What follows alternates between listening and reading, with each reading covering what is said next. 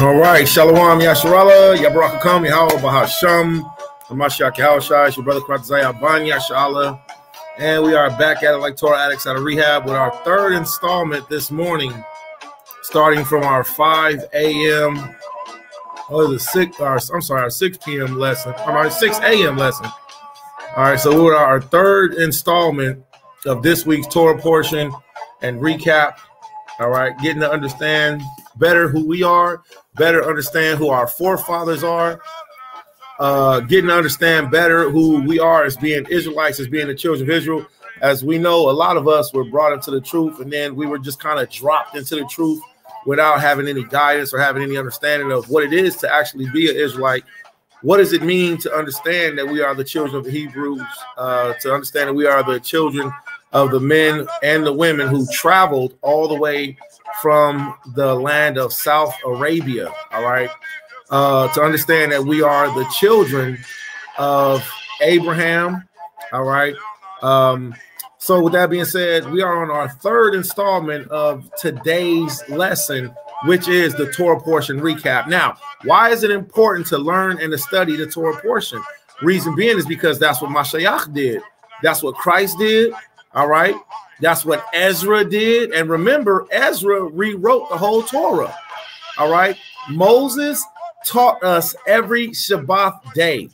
Every Shabbat day, we learned the laws, statutes, and commandments over and over and over until it was so embedded in our minds and it's our children's mind that we inadvertently knew what to do because we always heard the law, statutes, and commandments. All right. The Most High gave us a charge to teach the children of Israel forever. And too many times you have men and you have women that go throughout this walk, learn that they're Israelites, and then they forget that they have an obligation to where the Most High told us to teach the children forever. Well, guess what? We're children. No matter how old I am, I will always be a child of Israel. All right.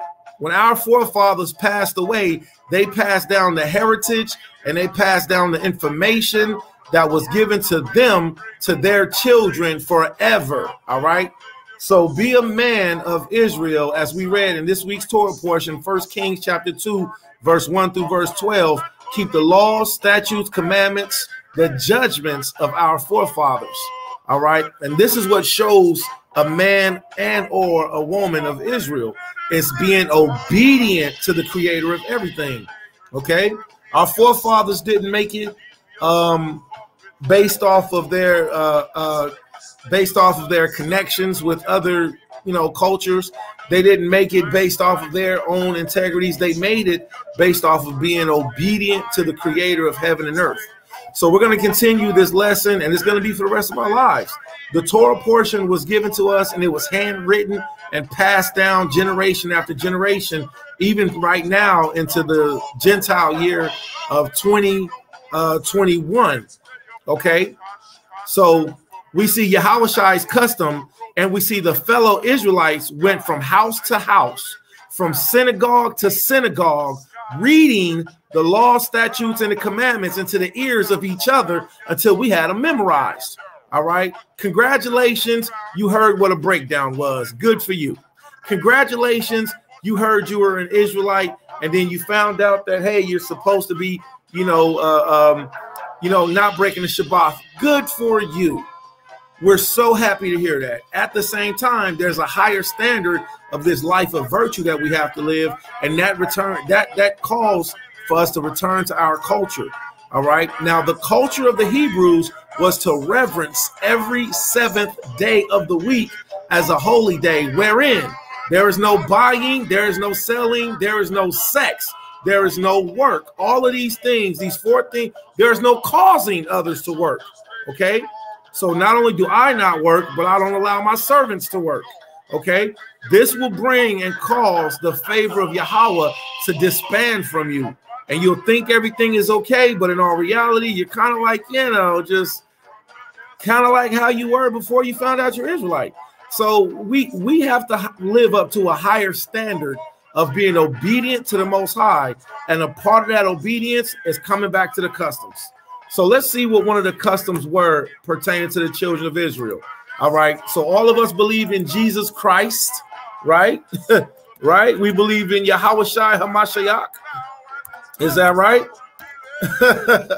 So when we were younger, we believed in Jesus.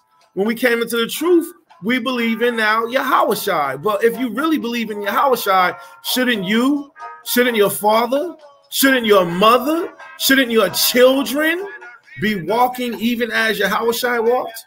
Shouldn't you be keeping the customs as Yahawashi kept and not as your so-called camp leader? Your camp leader gonna get you in trouble. The word camp means the entire nationality. The word camp means army. It means assembly. It means congregation. All right. And unfortunately, some of us were not brought up in the environment of where all Israel were gathered together. Every Shabbat day, we have the book of Luke. OK, we have the book of Luke, chapter 4, verse 16. And it reads, and he came to Nazareth where he had been brought up. And as his custom was, he went into the synagogue on the Shabbat day and stood forward to read. So we see Yahawashi kept the same custom that was given to Moses, the same custom that was given to Ezra, the same custom that was given to our forefathers, which was to gather yourselves together, O nation not desired. Not in your small pockets, but as a nation. There should be every man, woman, child doing what Yahawashi did. Verse 17. And there was delivered unto him the book of the prophet Esau. So this shows us that even the Messiah stood up and he read out of the prophets. So every Shabbat, what we do is we reintroduce, and we've been doing it for years. For years. Why? Because this is a part of our custom. You found out you're an Israelite. Congratulations. Good for you. Now what are you supposed to do? You're supposed to return to the statutes. Return to the ways that our forefathers did. And every seventh day of the week, we cut off the whole world. Now, as far as for me, how I've been doing it for years and how it's been working for me is that I even pertain to the first day of the week as still a day of study, a day of refreshing, and a day of rest. But the Shabbat day is a mandatory priority day. All right. The Most High commands us. He doesn't suggest us, but he gives us a charge. All right. He gives us a charge to show ourselves to be real men and to keep his law, statutes, and commandments. I can have all the fringes in the world. I can have all the armlets, all the mitris, all the staffs, all the street tea. I can have all of that stuff in the world. But if I'm not keeping the Most High's customs, how Yahawashi am, guess what I'm called? I'm called a liar, and the truth is not in me. Let's get that scripture real quick. We're going to get 1 John. We're going to get 1 John chapter 2. We're going to go to KJV BLB. All right. So what we have to do is we have to realize that, yes, we are Yasha'alim. Yes, we do have laws, statutes, and commandments that we have to keep. But we also have to return to the way that our forefathers kept them. We can't think like, oh, that was back then, because back then is right now. Back then is right now. He said, I am the Lord thy God, I changeth not. So as we finish up this third installment of this week's Torah portion, the hopes are that somebody will hear, reverence, revere, and reconsider and say, hey, you know what? Are we supposed to be doing this for the Shabbat? Am I supposed to be just watching YouTube and Facebooking and calling that my rest on the Sabbath? Or am I supposed to be resting in the word of Yahweh? What is the Most High considered to be rest? See, because if you're Facebooking and YouTubing, that's the same thing you do all week. That's called your pleasures. You're still indulging in your pleasures. Therefore, you're not keeping the Shabbat holy. Therefore, you're not keeping the Sabbath. Somebody need to step up and teach you better. And I propose that you teach yourself. Teach yourself and be around others who are older than you in the truth, who have more experience that you have seen operating and are actually keeping a community lifestyle that can help you. And then you add knowledge on top of knowledge. 1 John chapter 2, verse 4. He that saith, I know him, and keep not his commandments is a liar, and the truth is not in him. But whoso keepeth his word, In him verily is the love of Yahweh perfected. Hereby we know that we are in him. See? He that saith he abideth in him also to walk even as he walked. Well, how did Yahushua walk? Yahushua kept the Shabbat day. Now, as far as for me and my household, and for those that's up under my jurisdiction, I only give certain grounds for being able to operate. I only give certain grounds.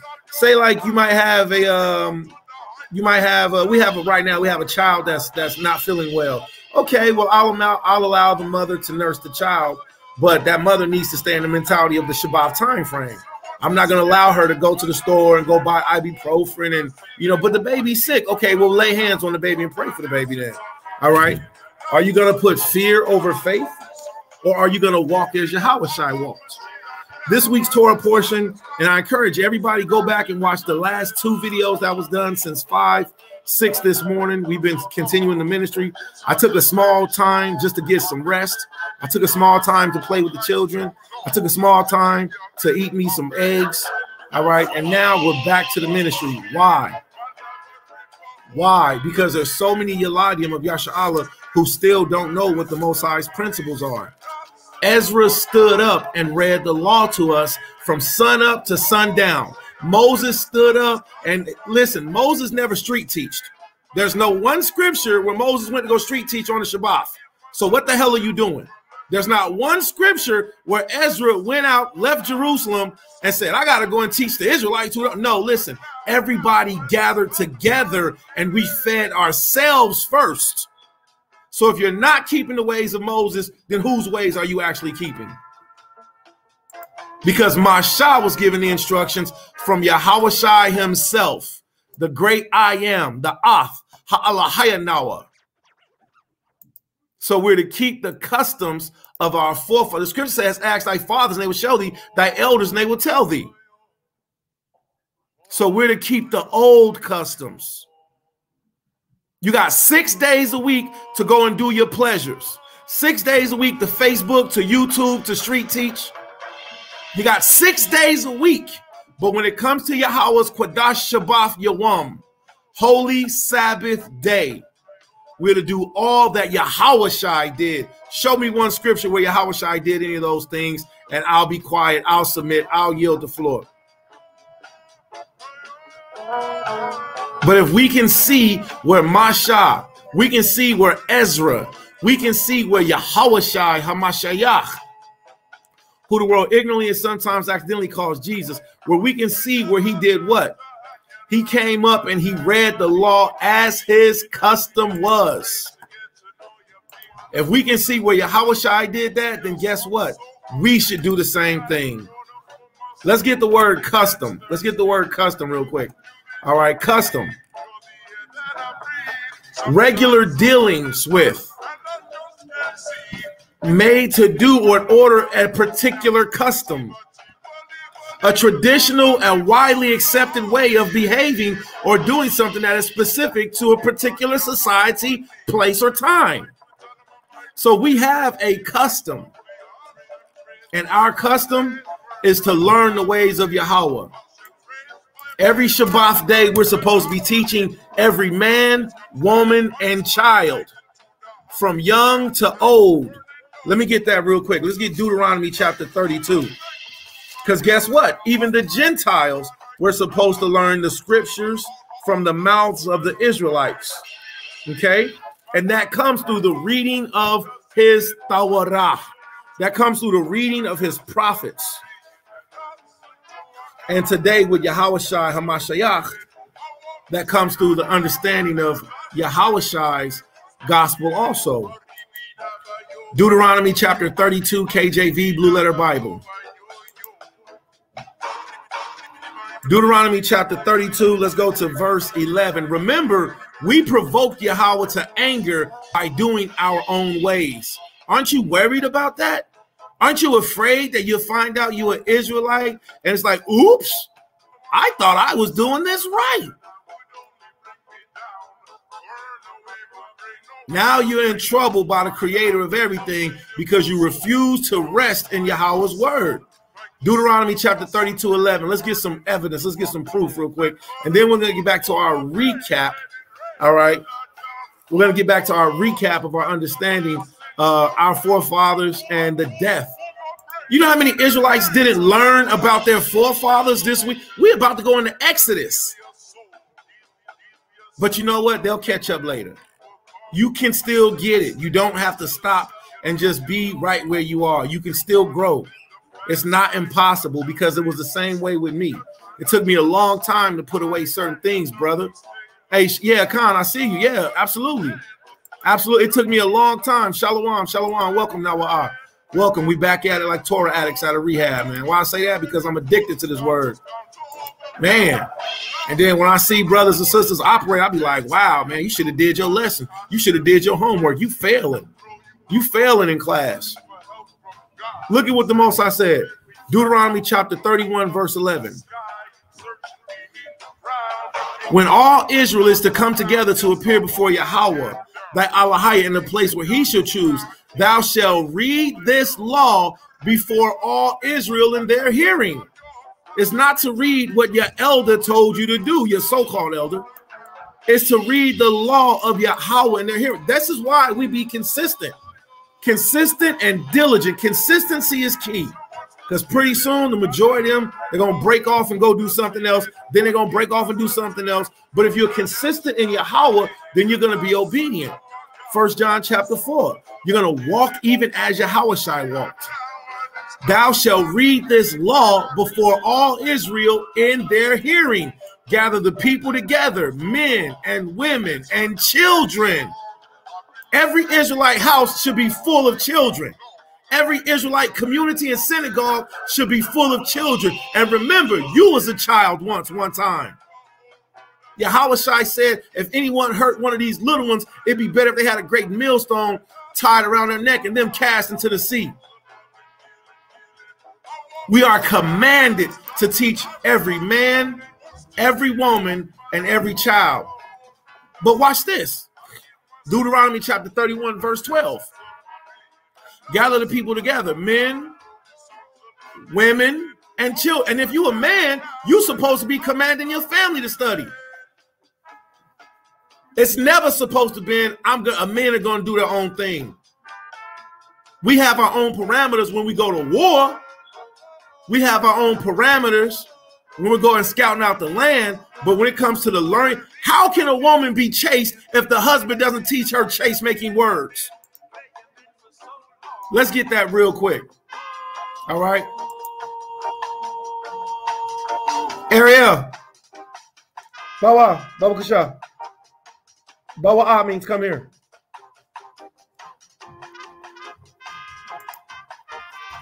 There's a cup of coffee over there. Hand me that white cup, Baba Kushan.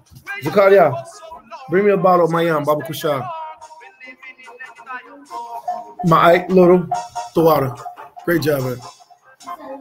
Khan, excellent, excellent. All praise. And that's how the children learn. They learn from hearing and from repeating. But if you an adult and you ain't teaching the children, what are you doing? What are you doing? You're not doing your job. You thinking about yourself and you selfish. Thank you, Bon. The water, Bon. You may make a joke. Selfish. Maybe I'm a shellfish. That was a good joke. All right. That was a good joke. All right. Let's get Leviticus real quick. Teach thy children diligently. The Most High said what? Deuteronomy chapter 6. And I'm going to pull this up on the screen. And the problem is you're not reading the Torah, so you don't know what to do with your life. That's the problem, little brother. That's the problem, little sister. That's the problem, old man. That's the problem, young man. You found out you was an Israelite, and now you don't know what to do with that information because you're not keeping the old ways of our forefathers. This is why we constantly teach and read the same setup. Go and read the book of Acts. The Israelites were gathering every Shabbat in the houses. Go and read. This is the book of Deuteronomy chapter 6, verse 1. Now, these are the commandments, the statutes, and the judgments which Yahweh, your Allahiyah, commanded you to teach. Commanded to teach you, that ye might do them in the land, whether you go to possess it, that thou mayest fear Yahweh the Elohim, to keep all his statutes and his commandments, which I command you, thou and thy son and thy son's sons, all the days of thy life, and that thy days may be prolonged. Do you know what the word Amma means? Do you have to give birth to a child in order to be an Amma? No. There's many of women who's never given birth and they are mothers. Why? Because they raise up the children of Israel. There's many of Amayam, strength of the waters. We are to reverence our aunties. We are to reverence the older women in Israel. We're to reverence the younger, older women in Israel. And they're supposed to be teaching us. They are to be nurturing us. Every city, congregation, community camp, no matter where I've been, the teachings have been the same. And all of the congregations that I've seen have been the same, that have been keeping the Israelite communal way of Torah and indoctrination as families and communities learning and teaching together. And that's what we see in the Bible. Deuteronomy chapter 6, verse 3. Hear therefore, O Israel, and observe to do it, that it may be well with you, that ye may increase mightily, as Yahweh Elohim your fathers has promised thee, in the land that floweth with milk and honey. Shema Yasha'Allah, Yahweh Elohim, Yahweh Echad. Hear, O Israel, Yahweh our God, Yahweh is one. Thou shalt love Yahweh with all thy heart, with all thy soul, and with all thy might. And all these words which I command you this day shall be in thy heart, and thou shalt teach them diligently unto thy children, and thou shalt talk with them when thou sittest in the house. This is what my family has been hearing me talk about for years. When I'm doing nothing, we talking about that word. We're going to get that word in, because otherwise it ain't going to get heard. So it's got to be you, big brother. It's got to be you, big sister. It's got to be you. You got to do it. How you expect yourself to grow if you're not going to teach others? Zakaria, Atashaquat. And thou shalt teach them diligently to thy children, and thou shalt talk with them when thou sittest in the house. Do you know how much don't y'all know that children want to be taught? They want to learn. They like listening and having fun and playing. Don't you remember being a child? Thou shalt talk with them when thou sittest in the house, and when thou walkest by the way, when thou liest down, and when thou risest up. And thou shalt bind them as a sign upon thy hand, and they shall be as frontlets between thine eyes. Yahweh commands us to teach as a nation, and it starts with us learning to be outside of ourselves. I used to be hey, Shalom, welcome to the part 3, man. We're gonna finish this thing up. I used to be about myself until I learned how to step outside of myself, and I started not only teaching the children, I started teaching others. And then I was like, wow, look how much I'm learning, because I was reciting the words over and over.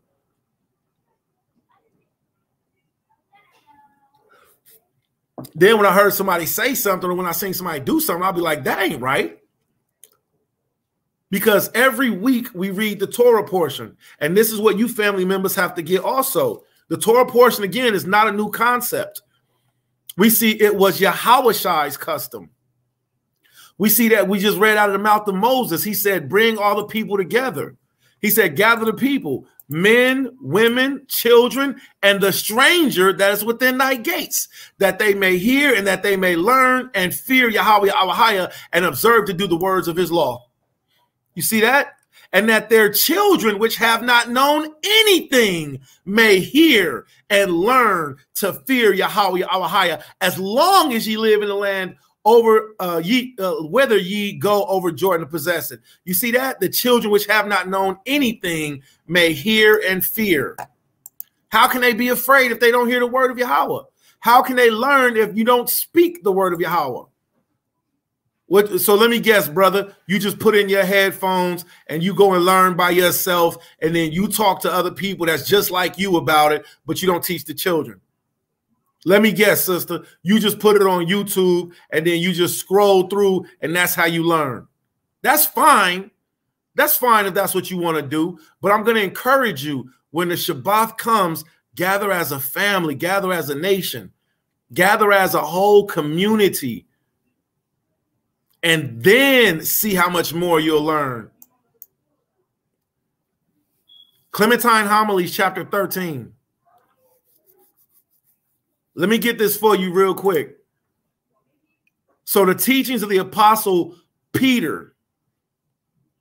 The teachings of the apostle Peter. Remember, Peter was the one who Hamashiach said, upon this rock will I build my church, and the gates of hell shall not prevail against it. Peter taught us to teach our women, not to leave our women, you know what? I'm going to go to the synagogue. That's why the scripture says that the women are to be silent in the synagogue so they can learn. And then if they're to learn anything, let them learn from their husbands at home. So this means my woman is supposed to be with me when I'm in class. She's supposed to be with me when I'm at home. And we're learning together, teaching the children. But somebody taught you incorrectly and got you thinking that women ain't got no parts in this. That is the stupidest, most sodomitic way of thinking ever. I don't want to be in a kingdom where it's all men and ain't no women helping. That's some botsy boy stuff. We can't, it ain't never been a time frame Israel has ever raised and did this without us being a nation, a man, woman, child, Gentiles after us community.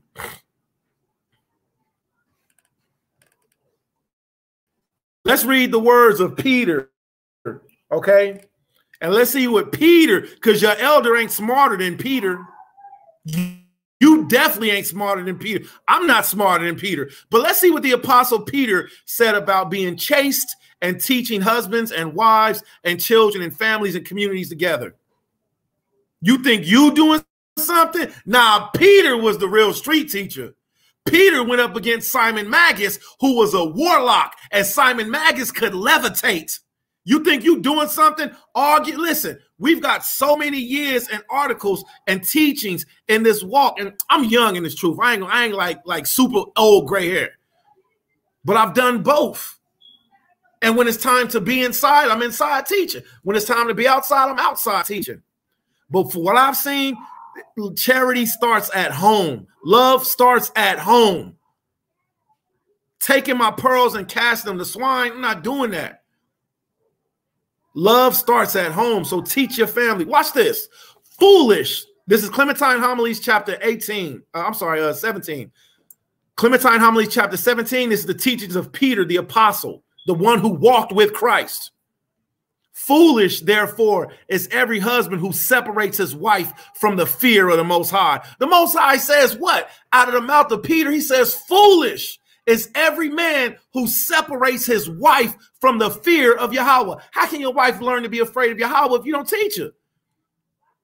How can she learn to be afraid of the eternal damnation and judgment of even committing adultery one time, of even fornicating one time, of even being disobedient?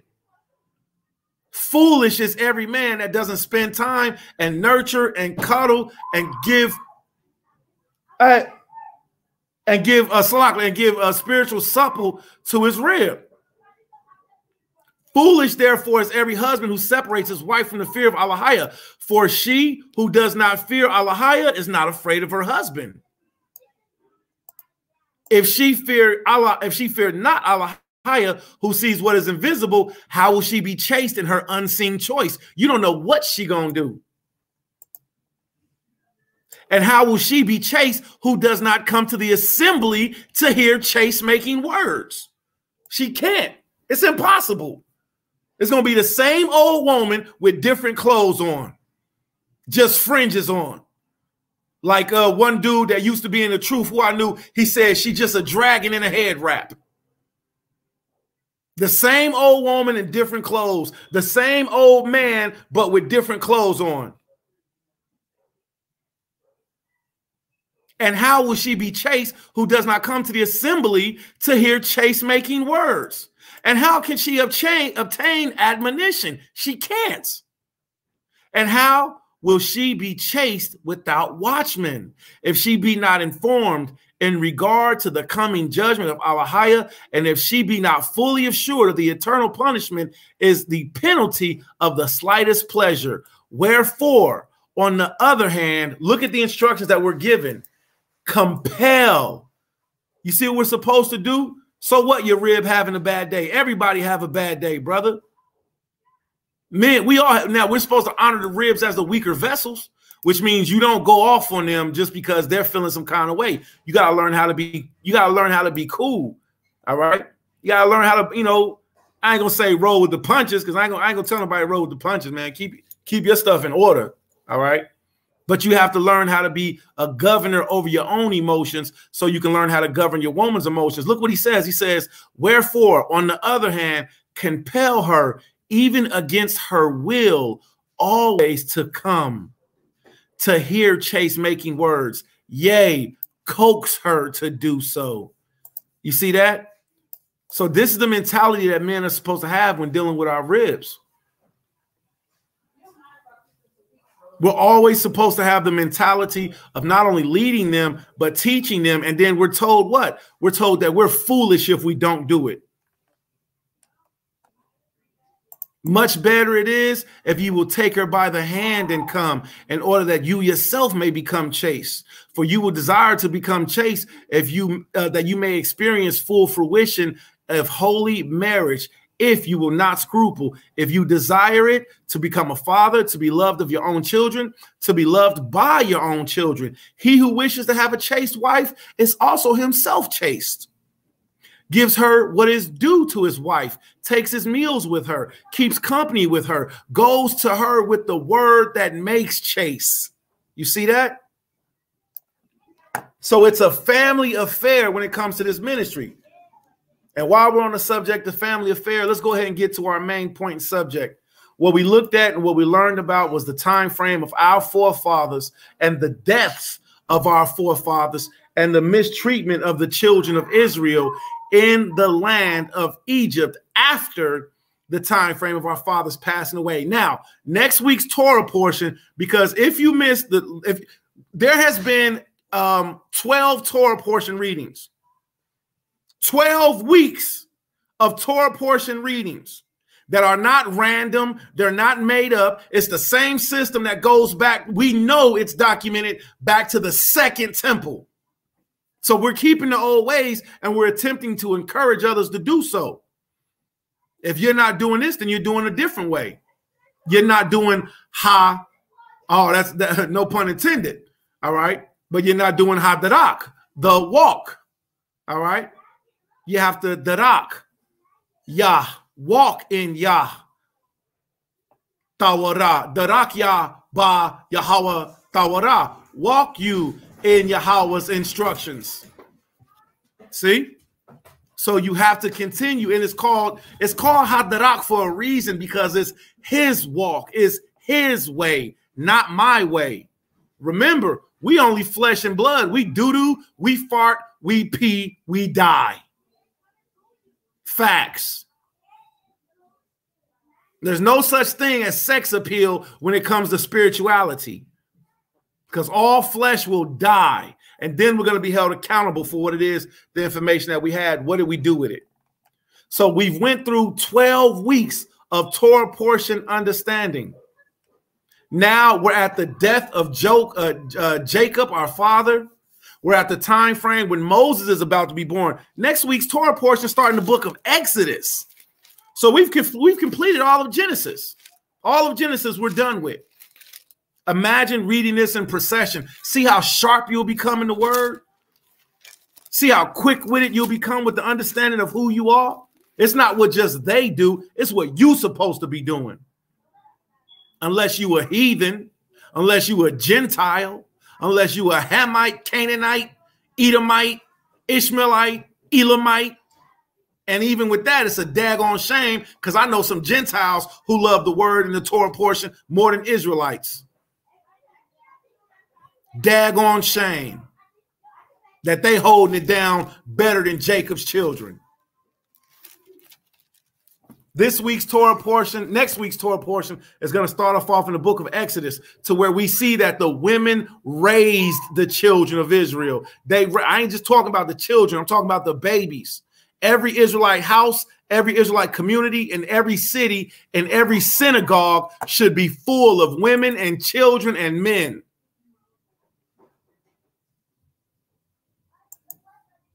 Let's get the book of Acts real quick. Acts chapter 15. Now, we just read where the Most High told us to bring everybody together, every man, every woman, every child. Deuteronomy chapter 6, verse 7, thou shalt teach them diligently unto thy children. Thou shalt talk with them when thou sittest in the house, when thou walkest by the way, when thou liest down, and when thou get back up. Man, the Most High showed me that scripture. I was like, dang, I ain't doing nothing. I wasn't doing enough. Most High said we're supposed to teach them when we lay down and when we wake up. Is really big. I see. It's nice too. It's also something. The Wally How I see you. All right. So let's get back to this real quick. I'm gonna post this. All right. Boom. Let's put this in here. All right.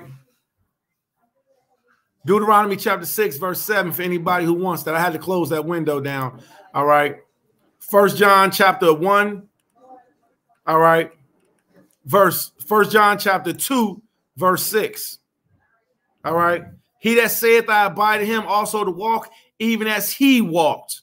Yahushai's custom was to keep the Shabbat and to read the Torah. That was his custom. So don't come with no new dang on teachings, no new doctrine, trying to promote other people to do something different, because we dag sure ain't going to follow you. We're going to look at you. We're going to consider you to be, oh, yeah, you trying. That's real cute what you doing, but you ain't doing what the Father said to do. All right.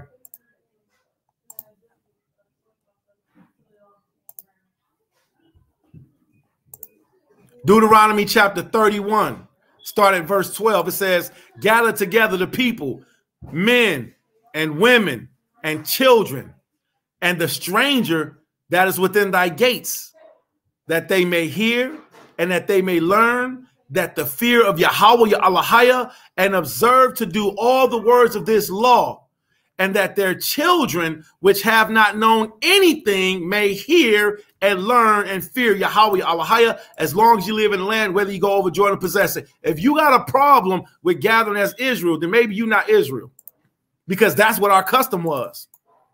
I don't know what these new customs are, but I know Yasha'Allah gathered, and we taught man, woman, child, and even the daggone strangers. Even our animals, our beasts had breaks. All right.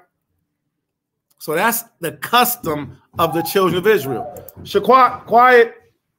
Shaquat, I was teaching, and you shouldn't be louder than me while I'm reading the word of Yahweh. Khan. Let's go to this last scripture. So that's Deuteronomy 31. Everybody remember Deuteronomy 31. All right. Let's look at this right here. Let's get this last one. And how shall she be chaste? How shall she be chaste if she come not to the assembly to hear chaste making words? How? It's impossible. It's impossible. It's like me I can't learn how to read if I don't go to reading class. I can't learn how to do my job, my obligation, if I don't go to the place to my employment to where I hate the word job, right? I hate that. I'm prejudiced against the word job, right? That's weird, right? But to know something, you have to be a part of it in order to learn it. Otherwise, I'm just doing the same things I was doing. I just got different clothes on. That's all. I just changed my clothes. That's it. You got to be fully immersed in this Israelite culture. Let's see this. This is verse 16, our last one. I'm going to start closing these windows down. All right. This is the book of Luke. All right. Chapter 4, verse 16. You got to walk even as Yahushua walked. And he did what? Every Shabbat, he went and he read the law as his custom was. So if you're not doing that, you're not doing what Yahushua did. We don't know what the hell you're doing. What are you doing? That's a new thing. You're doing what somebody else told you to do, opposed to doing what the Messiah told you to do. Everybody that wins are the ones who obeys the Messiah, And he came to Nazareth where he had been brought up, and as his custom was, he went into the synagogue. There's no scripture where Yahushua went street teaching ever. None. There's not one. Yahushua went into the synagogue on the Shabbat day, and he stood up for it to read. So keep the customs of our forefathers. Keep the customs of Yahushua. Unless you be led by Balaam. Zaquan Balaam got you doing what Zaquan Balaam said to do. Let's get back to our understanding, to the original root, to what our forefathers did. Because it's a bunch of different Essenes, Nazarites, Pharisees. You know, there's Ebonites. I got a whole book right here called Etymologies that gives the name of the different sects of the people that was off. And they were all people who did things that Yahushua said not to do, or came up with new things that Yahushua didn't say to do. Man. My bad. I was about to go through these names, man, but for what? So as Yahushua said, man, why should I even strike you, man? You're only going to rebel more and more. Isaiah chapter 1. Hard-headed. The easiest thing to do is to return to our custom, man. Isaiah chapter, let me get that real quick. Isaiah chapter 28. Isaiah chapter 28, and then we're going to continue. And everybody that's studying, you're going to get you're getting a fast forward in education, because now we're going to read what happened next. We're going to read what happened next with our forefathers when the Egyptians finally decided to flip gator on us. You know what flip gator mean? You know, like how like a gator be all relaxed and be all chill and cool, and you think it's all good, and then all of a sudden the alligator snap, and when it gets a hold of it prey, it starts flipping over, causing a big splash, a big man. Yeah, we call that flipping gator. Dang, homie, just flip gator like that, huh? Yeah. So before the Hamites, the Cushites, the Egyptians, before they flipped gator on us, everything was all good. Let's get Isaiah chapter 28.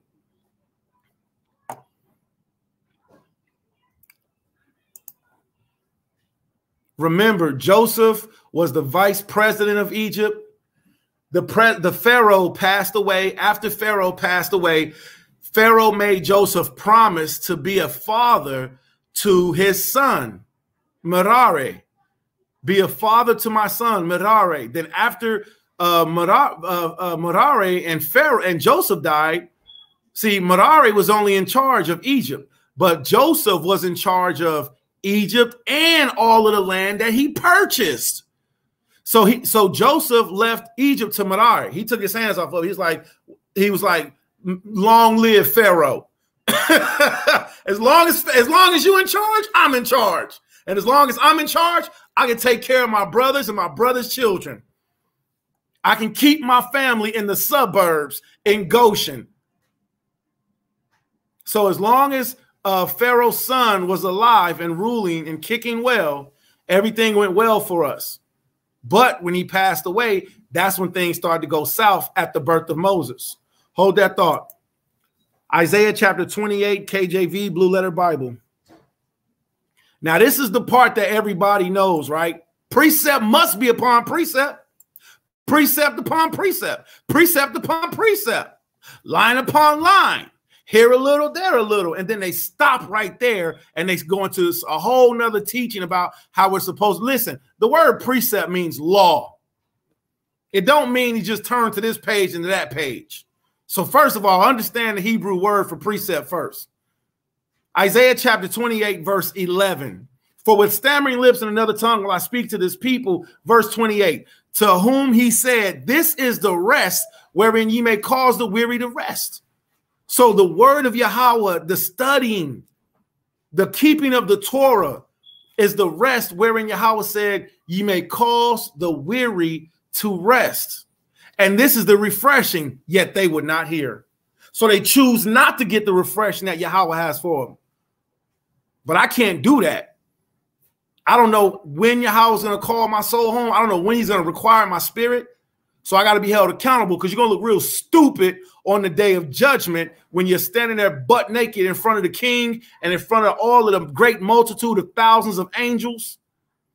And you got to be exposed for what you didn't do, but what you could have did, and you wasted your time on earth. Yahweh is not a respecter of persons. So that means everybody can get it. Hold that thought. I'll be right back.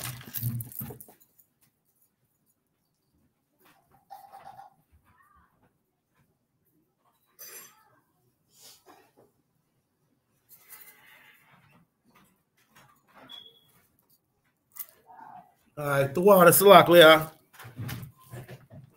Had to do my ministry. All right. So let's get to this real quick and let's finish learning. Now,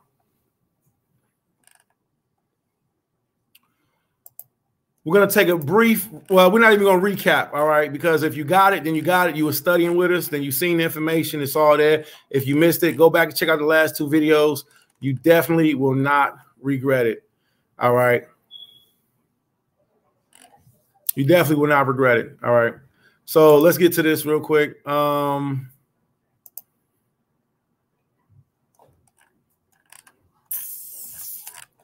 All right, so what did we see? We see that name Zepho, which was a very important name. Zepho came back into rulership again. Zepho, Zepho, he was still incarcerated, okay? So Zepho was still incarcerated, and his brothers, the Edomites, went to war with who? Went to war with the people of Seir. And when that happened, there was basically a civil war. You had the East Indians, you had the Arabs. They came together to fight against Esau. Esau went and got the Canaanites. So you got Hamites and Edomites fighting against Ishmaelites and East Indians. Well, eventually Esau, since he was destined to live by the sword, he kept getting recruitments. He kept getting recruitments. So Esau finally beat the children of Seir, and that's when they took over Mount Seir. All right. And so now Esau was the dominant and ruling factor outside of Egypt. All right, let's pick right back up where we left off. I'm going to start the screen share so everybody that's watching, all right, they can see and participate along, okay? So we're going to pick right back up with our screen share. And let's get our history, all right, so we can have a heads up when we go on to next week's Torah portion, okay? Let me do this again. I accidentally stopped it. Salak Leah. Salak Leah. Let me see. All right, we on? And we are on. All right. Let's get it. Let me see. I got to get my study music, man. Y'all know me, man. I got my study music, man. Makes things easier for me, man. All right.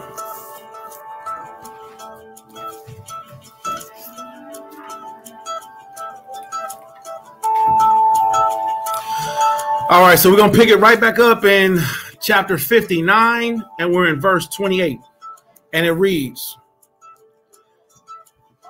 "And it came to pass after the death of Joseph, all the Egyptians began in those days to rule over the children of Israel." So we see it was after the death of Joseph. It was after the death of Jacob, and it was after the death of all of the 12 tribes, okay?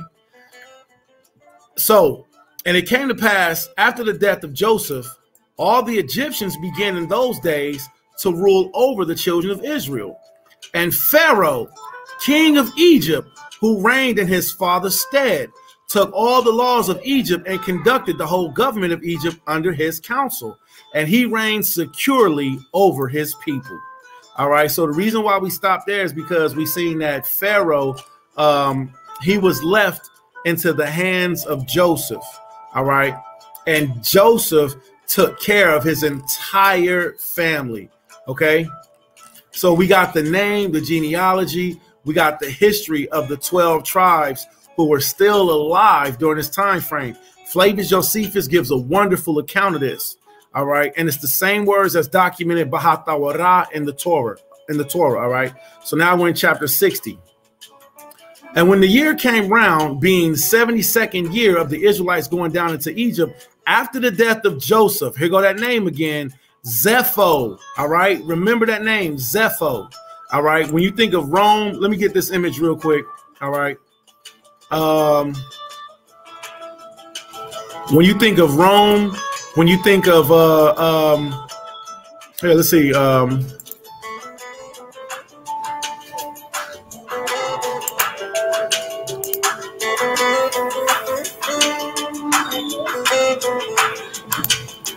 I'm not gonna do too much. You know what? I gotta remember I got all these windows open and this little laptop just can't handle it. So let me just stick to reading because I don't want it to get jammed up and then like, oh man, it shorted out on us. All right, so let's get back to it. And when the year came around, being the 72nd year from the Israelites going down into Egypt, after the death of Joseph, Zepho, the son of Eliphaz, the son of Esau, and this is the name to remember. All right, Zepho, the son of Eliphaz, the son of Esau. All right. He is a major player in our history. He is a major player in our enemies' council. OK, even today, Zepho is still a big deal. OK, Zepho, the son of Eliphaz, the son of Esau, fled from Egypt, he and his men, and they went away. So after the death of Joseph, Zepho finally gets out of prison. Zepho and his 50 men finally get out of prison and they escape from Egypt. And he came to Africa, which is then Haba to Angeas, king of Africa. And Angeas received them with great honor. Why? Because the Hamite kings were in league with Esau. Remember, Esau went off and he had his children with the Arabs and he had his children with the Hamites. That's who Esau had his children with. So while Esau was in league with them, Jacob went over and went in from the land of Canaan and went into Egypt where his son Joseph was. So remember, Zepho got a big beef with the Israelites. And he made him captain of his hosts. And Zepho found favor in the sight of Angeas and in the sight of his people. And Zepho was captain of the host of Angeas, the king of Africa, for many days. And Zepho enticed Angeas, king of Africa, to collect all his army and to go fight with the Egyptians. Why? Because this cracker just got out of prison. He just got out of prison. He wanted to start a motorcycle gang. And with the sons of Jacob, and to avenge of them the cause of his brethren. But Angeas would not listen to Zepho. Why not? Because last time Angeas got his butt kicked to do this thing, for Angeas knew the strength of the sons of Jacob and what they had done to his army in their warfare with the children of Esau. And Zepho in those days was very great in the sight of Angeas and in the sight of all his people. And he continually enticed them to make war against Egypt, but they would not. So no matter what, Zepho just constantly, man, look, we got to go to war with them. We got to destroy them. Zepho had a big chip on his shoulder. And even to this day, Esau got that same problem. Verse 7, and it came to pass in those days, there was in the land of Chittim a man in the city of Pazimna, whose name was Uzu. And he became degenerately defied by the children of Chittim. And the man died and had no son, only one daughter, whose name was Jenna. Now, I'm not going to read this part of the whole story because it goes into like this love triangle to where everybody wanted to fight over this woman. So I'm going to skip down and go to the war part. All right. I'm going to read verse 8 so you can learn about this woman for yourself. All right. The damsel was exceedingly beautiful, comely, and intelligent. There was none seen like her for her beauty and her wisdom throughout the land. And the people of Angeas, king of Africa, saw her, that they came and praised her unto him. So here's the moral. King Angeas wanted to get her. Another king wanted to get her. All right. Let's skip down. I'm going to skip down and get to the war part. All right, came ships to provide Angeas, Luke. All right, so they was fighting over a woman. All right, that has some. I know that's got some significance, but I I want to get to the Israelite part. So this is the wars of the Gentiles. All right. And Gilead army came to took, all right, city unto. All right, let's go to chapter 61. All right. So we're reading from Hasapadi Ashar, the book of the upright, chapter 61. We are only reading this as recreational and as historical narrative and not teaching it as doctrine. All right, but let's read on. And it came to pass that at that time, Pharaoh, king of Egypt, commanded all his people to take for him a strong plate. Excuse me. Now, here's where Negroes started getting jobs in Egypt. All right. And it came now at this time, everything was cool, but it's going to get progressively worse. And it came to pass at that time, Pharaoh, king of Egypt, commanded all his people to make for him a strong place in Egypt. And he also commanded the sons of Jacob to assist the Egyptians in the building. And the Egyptians made a beautiful and elegant palace for the royal habitation. And he dwelt therein, and he renewed his government, and he reigned securely.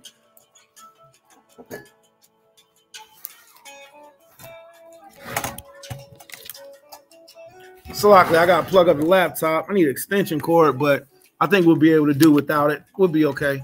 As long as call us. I'm gonna do this one right here. All right. So and Zebulon, the son of Jacob. Now we're looking at the children of Israel, and they're dying. So now the sons of Jacob are starting to pass away. And Zebulon, the son of Jacob, died in that year. This is the 72nd year of the going down of the Israelites to Egypt. And Zebulun died 114 years old and was put into a coffin and given into the hands of his children. And the 75th year died his brother Simeon, and he was 120 years old at his death. And he was also put into a coffin and given into the hands of his children. And Zepho, you see, look, here we go. And Zepho, the son of Eliphaz, the son of Esau. So remember that name. Also, check this out. Everything was still sweet as long as our forefathers were still alive. All right. So keep this in mind. Zepho he's watching the sons of Jacob die off. Watch this.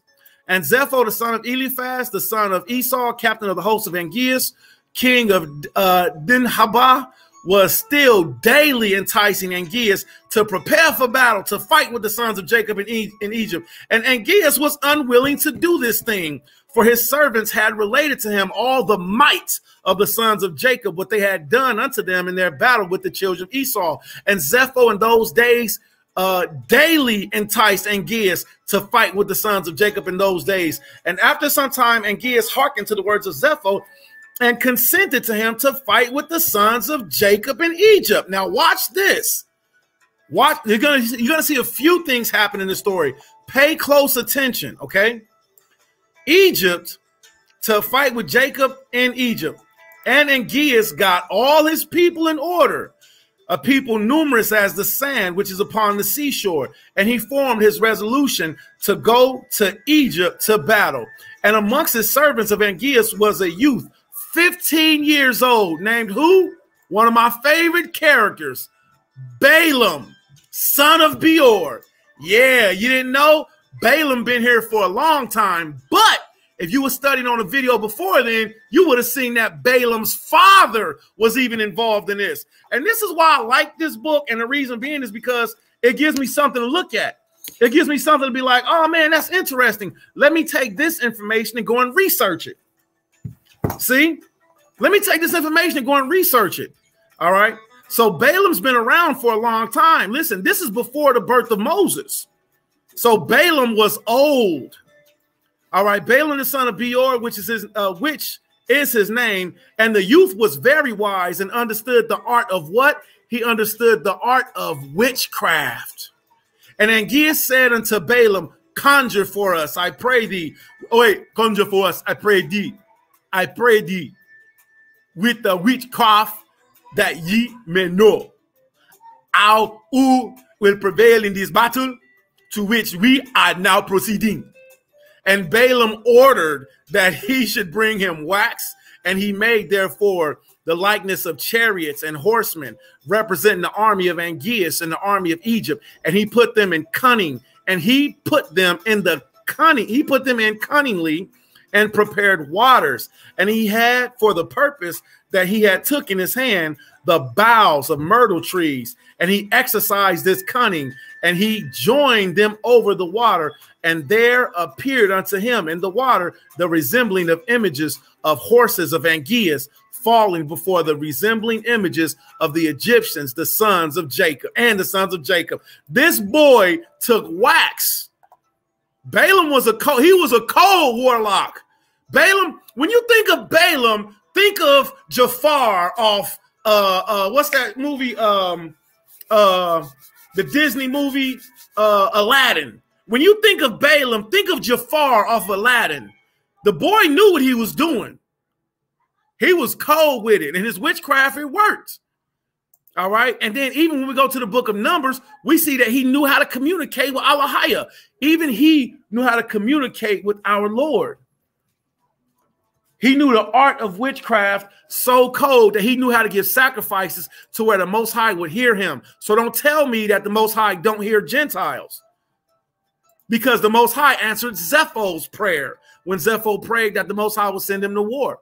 And if he sent him to war, would he give him victory? The Most High gave Zephon victory. Guess what Zephon did? Zephon forgot all about the Most High. So Balaam he's been here for a long time. He's a long part of our history. Zephon is a long part of our history. Okay. All right, watch this. And Balaam told this thing to Angeas, and Angeas despaired and did not arm himself to go down into Egypt to battle, and he remained in his city. Why? He sent his men out, but because he knew that they was going to lose. Angeas didn't want to do it in the first place. Angeas lost 3 wars, if not 4 wars, to Joseph and the Israelites.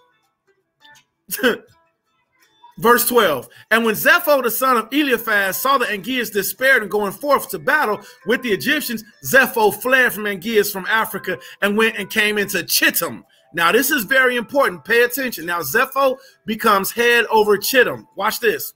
And all the people of Chittim received him with great honor, and they hired him to fight their battles all the days. And Zephon became exceedingly rich in those days, and the troops of the kings of Africa still spread themselves in those days. And the children of Chittim assembled and went to Mount Cuphtiza, and on account of the troops of Angeas, king of Africa, who were advancing upon them. Now, the scripture says, is it not written in the book of the wars of the Jews? The reason I really like this is because it gives a description of different kings, wars, time frames, even the deaths of our forefathers, and the time frames line up. All right. So I really find this interesting. I like war. I don't like war, but I like learning lessons and studying about war. I like to know who is rulership. So this is interesting to me. But let's read on. Verse 14. And it was on that day that Zephon lost a young heifer. Now, this I'm going to pull this up for you, and y'all going to find this interesting. Guarantee you'll find this interesting. And it was on that day that Zephon lost a young heifer, and he went to seek it, and he heard it lowing round about the mountain.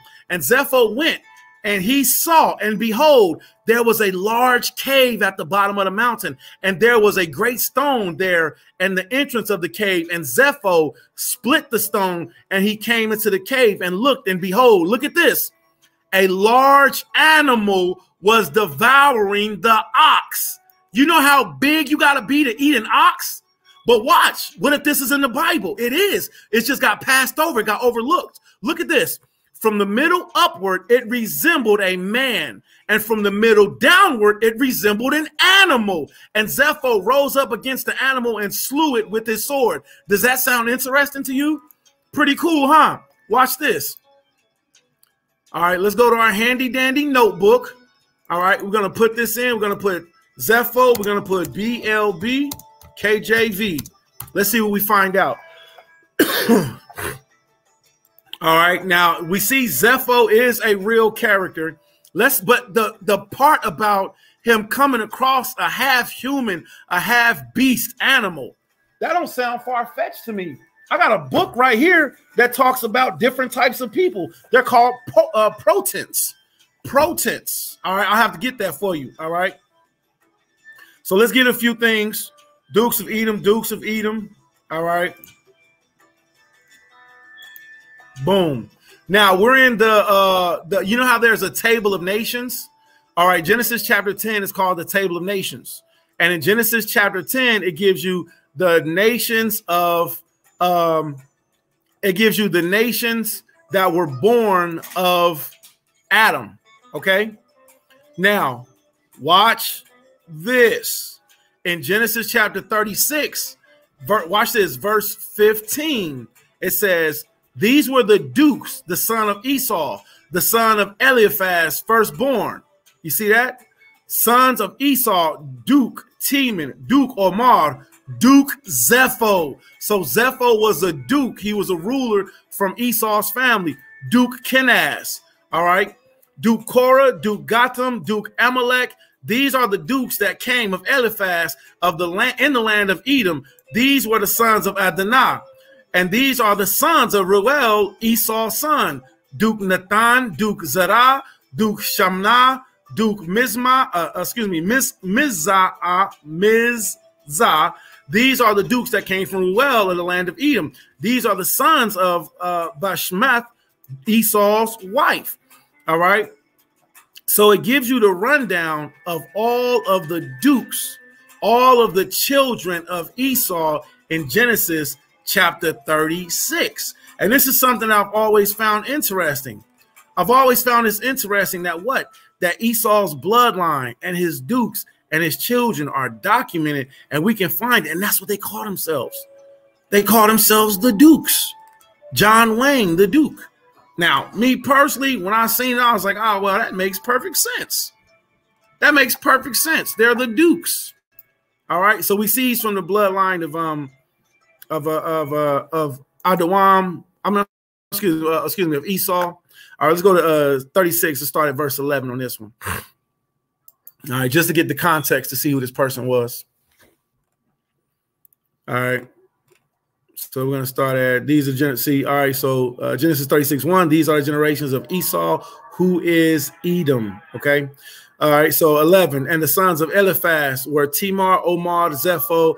There goes his name right there. Zepho, Gotham, and Kenaz. Okay. All right. These were the sons, Esau's wife. These were the dukes. Okay. So we see he's there. He's mentioned. He's documented. So he is one of the Edomite patriarchs. All right. He's one of the Edomite. I don't know. They got another name, though. They don't actually call them patriarchs. They call them something else. Okay. All right. So let me read this again. And Zepho split the stone and came into the cave, and he looked, and behold, there was a large animal was devouring the ox from the middle upward, and it resembled a man, and from the middle downward it resembled an animal. And Zepho rose up against the animal and slew it with his sword. And the inhabitants of Chittim heard this thing, and they rejoiced exceedingly, and they said, what shall we do unto this man who has slain this animal that devoured our cattle? And they all assembled and consecrate one day a year to him, and they called the name thereof Zepho, after his name. And they brought unto him drink offerings year after year on that day, and they brought unto him gifts.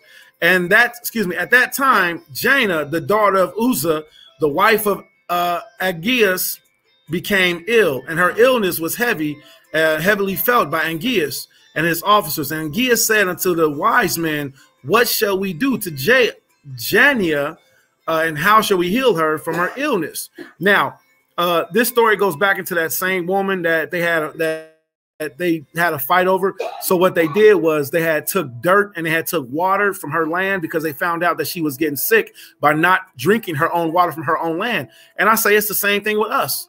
It's the same thing with us. All right. We get sick from the water we drink. We get sick because we're not connected to our land. OK. And that's what happened to this same woman. OK. So we're going to skip down to verse 23 and read.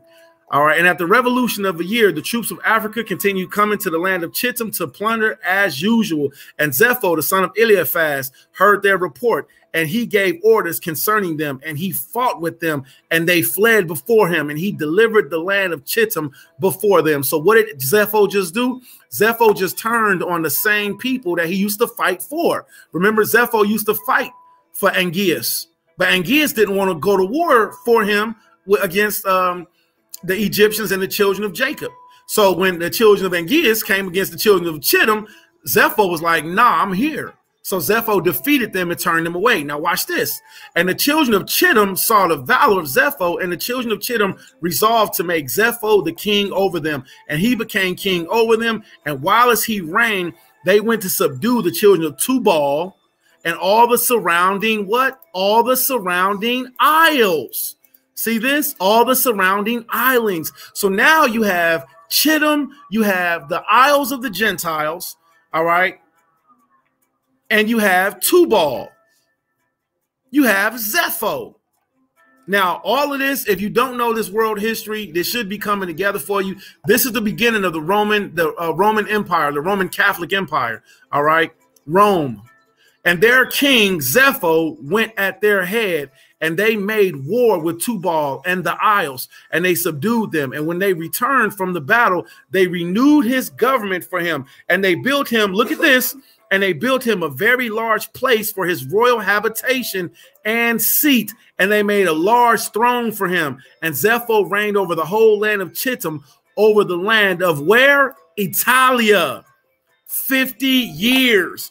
Boom! I was like, oh, this shows not only history, but it shows geography. So Chittim is Italia, is Italy. Man, I'm like, wow, this is amazing. So Zepho took the seat of the Roman Empire, okay? So when we see Janus and Jambres, Zepho was before them. Look at this. In that year, we're in book 62 now. In that year, being the 79th year, the Israelites gone down into Egypt, died Reuben. Oh, man. Salute to Uncle Rawaban. In the land of Egypt, Reuben was 125 years old when he died, and they put him in a coffin, and he was given into the hands of his children. And in the 80th year died his brother Dan, and he was 120 years at his death, and he was also put into a coffin and given into the hands of his children. And in that year died Cusham, king of Edom, and after him reigned Hadad, the son of Bedad, for 35 years. And on the 81st year died Issachar, the son of Jacob in Egypt. And Issachar was 122 years old at his death, and he was put into a coffin in Egypt and given into the hands of his children. And in the 82nd year died Asher, his brother, and he was 123 years old at his death. And he was placed into a coffin in Egypt and given into the hands of his children. And in the 83rd year died Gad. He was 125 years old at his death, and he was put into a coffin and given into the hands of his children. And it came to pass in the 84th year and the 50th year of the reign of Hadad, the son of Bedad, king of Edom, that Hadad assembled all the children of Esau, and he got his whole army in readiness, about 400,000 men, and he directed his way to the land of Moab, and he went to fight with Moab to make them tributary to him. And the children of Moab heard this thing, and they were very much afraid. And they sent to the children of Midian to assist them in fighting with Hadad, son of Bedad, king of Edom. And Hadad came into the land of Moab, and Moab and the children of Midian went out to meet with him, and they placed themselves in battle array against him in the fields of Moab. And Hadad fought with Moab, and there fell the children of Moab and the children of Midian, many slain ones, about 200,000 men. And the battle was very severe upon Moab. And when the children of Moab saw that the battle was sore upon them, they weakened their hands and turned their backs and left the children of Midian to carry on the battle. That was scandalous. So Moab has always been like, hey, everybody was kung fu fighting, and they ran. And the children of Midian knew not that the inhabitants knew not the intentions of Moab, but they strengthened themselves in battle and fought with Hadad and all his hosts, and Midian fell before him. And Hadad smote all Midian with the heavy smiting and slew them with the edge of the sword. So remember, the prophecy says that Esau will live by the sword. So what we see is Esau constantly going through and fighting and conquering everybody but Egypt with Jacob's assistance. All right. So Esau going through slaying everybody. All right. You had two different factions of Esau. You had Zepho, who now was king over Italia, And then you had Hadad, which was king over Edom, who was fighting. So you got two different factions of Edom fighting against the world powers. The only nation that they didn't beat was Egypt. Why? Because Israel was there. Now remember, our forefathers are slowly passing away during this time frame. All right, let's get caught back up. He left none remaining of those who came to assist Moab. And when the children of Midian had perished in battle, the children of Moab had escaped. Hadad made all Moab at that time tributary to him, and they became under his hand, and they gave a yearly tax as it was ordered. And Hadad turned and went back to his land. And in a revolution of a year, when the rest of the people of Midian that were in the land heard that all their brethren had fallen in battle with Hadad for the sake of Moab, because the children of Moab had turned their backs in battle and left Midian to fight, when 5 of the princes of Midian resolved with the rest of their brethren who remained in the land to fight with Moab to avenge their cause because of their brethren, the children of Midian sent all their brethren, the children of the east, and all of their brethren, all of the children of Keturah, came to assist Midian to fight with Moab. And the children of Moab heard this thing, and they were greatly afraid that all of the children of the east had assembled together against them for battle. And the children of Moab sent a memorial to the land of Edom, Hadad, the son of Bedad, saying, "Come now unto us and assist us, and we will smite Midian." For they all assembled together and have come against. See, so Esau always want to start trouble and then go and call for help, call for backup. Let me read this again. "Come now unto us and assist us, and we will smite Midian, for they have assembled together and have come against us with all their brethren, the children of the east, to battle, to avenge the cause of Midian, which fell in battle. And Hadad, son of Bedad, king of Edom, went forth with this whole army and went to the land of Moab to fight with Midian. And Midian and the children of the east fought with Moab in the field of Moab, and the battle was very fierce between them. And Hadad smote all the children of Midian and the children of the east with the edge of the sword. And Hadad at the time delivered Moab from the hand of Midian, and those that remained from Midian and of the children of the east fled before Hadad and his army. And Hadad pursued them to their land and smote them with a very heavy slaughter, and the slain fell in the road. And Hadad, remember, Hadad is the king of Edom. So every time it says Hadad, it's talking about Esau. And Hadad delivered Moab from the hand of Midian, for all the children of Midian had fallen by the edge of the sword. And Hadad turned and went back to his land. And from that day forward, the children of Midian hated the children of Moab, because they had fallen in battle for their sake. And there was a great and mighty enmity between them all the days. Verse 22. And all that were found in Midian, the road of the land of Moab, perished by the sword of Moab. And all that were found in Moab and the road of the land of Midian perished by the sword of Midian. Thus did Midian unto Moab, and Moab unto Midian many days. And it came to pass at that time that Judah, oh no. So during this war, during this time frame, all right, Zechariah, Athashaquat, at that time it came to pass, and it came to pass at that time that Judah, the son of Jacob, died in Egypt in the 86th year of Jacob going down into Egypt. And Judah was 129 years old at his death. And they embalmed him and put him into a coffin, and he was given into the hands of the children. Now, here go an issue that I see right here, because when I've read, I'm not sure. I don't believe that Judah was embalmed. I believe that Judah gave instructions not to be embalmed. So this is something I see that I'm going to have to look at, okay? And if you know the answer to that, please give it. But I'm going to research again. But if my research is correct, Judah instructed us to not embalm him.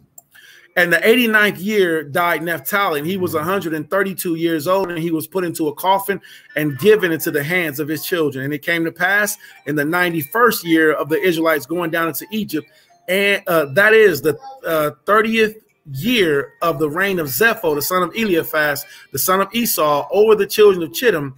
The children of Africa came to the children of Chittim to plunder as usual, but they had not come upon them for these 30 years. And they came to them in that year, and Zepho, the son of Eliphaz, went out to them and some of his men and smote them desperately. And the troops of Africa fled from before Zepho, and the slain fell before him. And Zepho and his men pursued them, going on and smiting until they came near unto Africa. And Angeas, king of Africa, heard the thing which Zepho had done, and it vexed him exceedingly. And Angeas was afraid of Zepho all the days. Why? Because Zepho used to fight for King Angeas. So now he see that King Angeas used to fight against him. So we're in Hasapater, Yashar, the book of the upright, chapter 63. All right. And in the 93rd year died Levi, the son of Jacob, in Egypt. And Levi was 137 years old when he died, and they put him into a coffin, and he was given into the hands of his children. And it came to pass after the death of Levi, when all Egypt, okay, here we go. Man, that was a lot of reading just to get to this. Whew. I ain't mad about it though, man. That's that exercise, man. You gotta get your exercise in. All right. So let me grab my handy dandy Flavius Josephus now. Okay. Oh, I'm sorry, man. I'm pretty sure this came out of a very important place. All right. So now let's grab Josephus. So we're about to get into the time frame of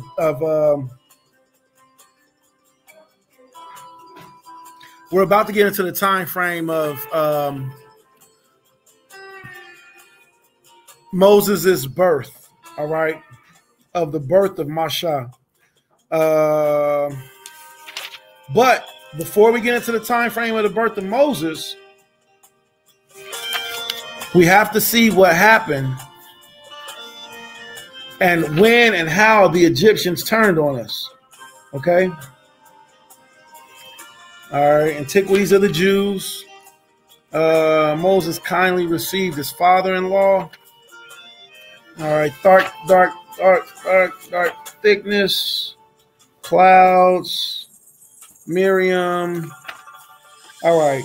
How Joseph had become famous in Egypt and his brethren in subjection.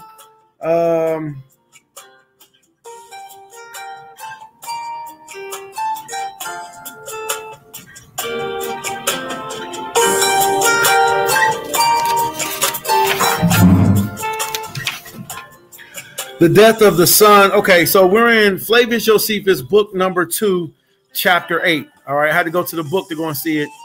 So Flavius Josephus, we're in Antiquities of the Jews, book number 2. We're going to go to chapter 8. All right, let's do some research.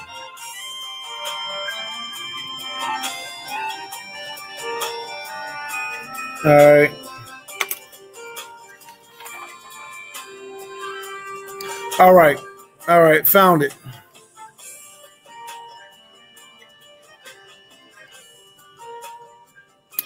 Okay, so in the course of studying and reading Josephus and Hasapater, Yashar, and the Book of the Upright, what I like to do is I like to precept the two, see if it lines up. All right, and anybody could do this. You know, you all can do this. We all can do this. All right. Something that we can see is that Josephus, his antiquities are on point, okay? Even though there might be some that might disagree with Josephus, his antiquities are on point, okay? So I'm going to copy this, and then I'm going to put this into the back chat, and all of you can get this portion right here for yourself, okay? Sister said, big beef, huh? Yeah, right? Big, they super beefing, right? All right, so back to this story time. Let's get back to our story time. Okay. Now, when Jacob had lived 17 years in Egypt, he fell into that disease and died in the presence of his sons. All right. All right. But not till he made his prayers. Okay. Now, let's see.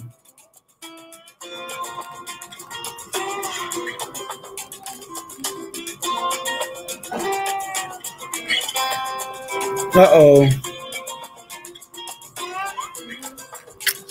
Uh-oh. Excuse me.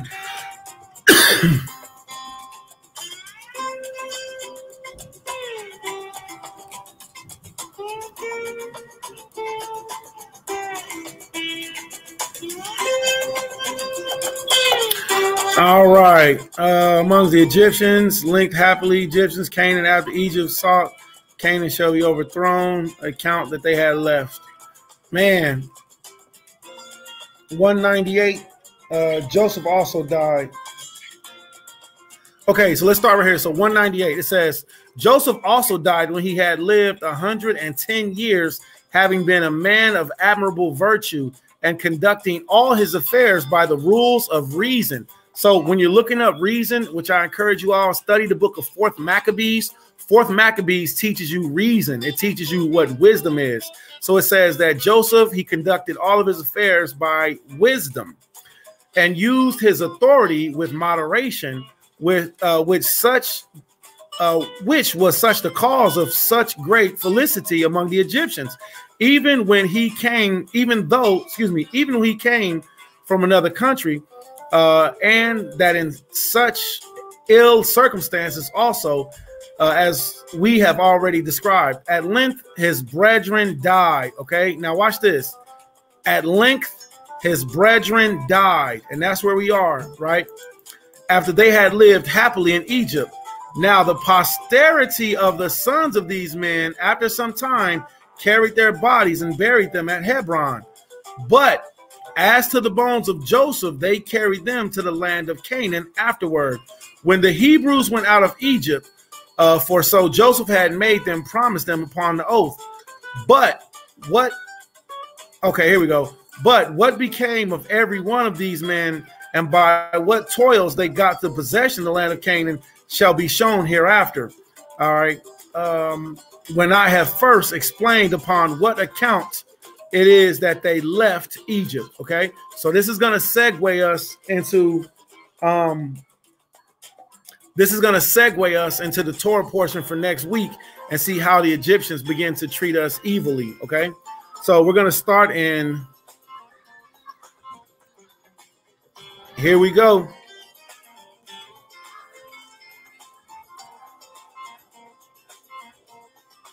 All right. Now it happened that the Egyptians grew delicate and lazy as to painstaking, and gave themselves up to other pleasure, as in particular the love of gain. They also became very ill affected towards the Hebrews, as touched with envy at their prosperity.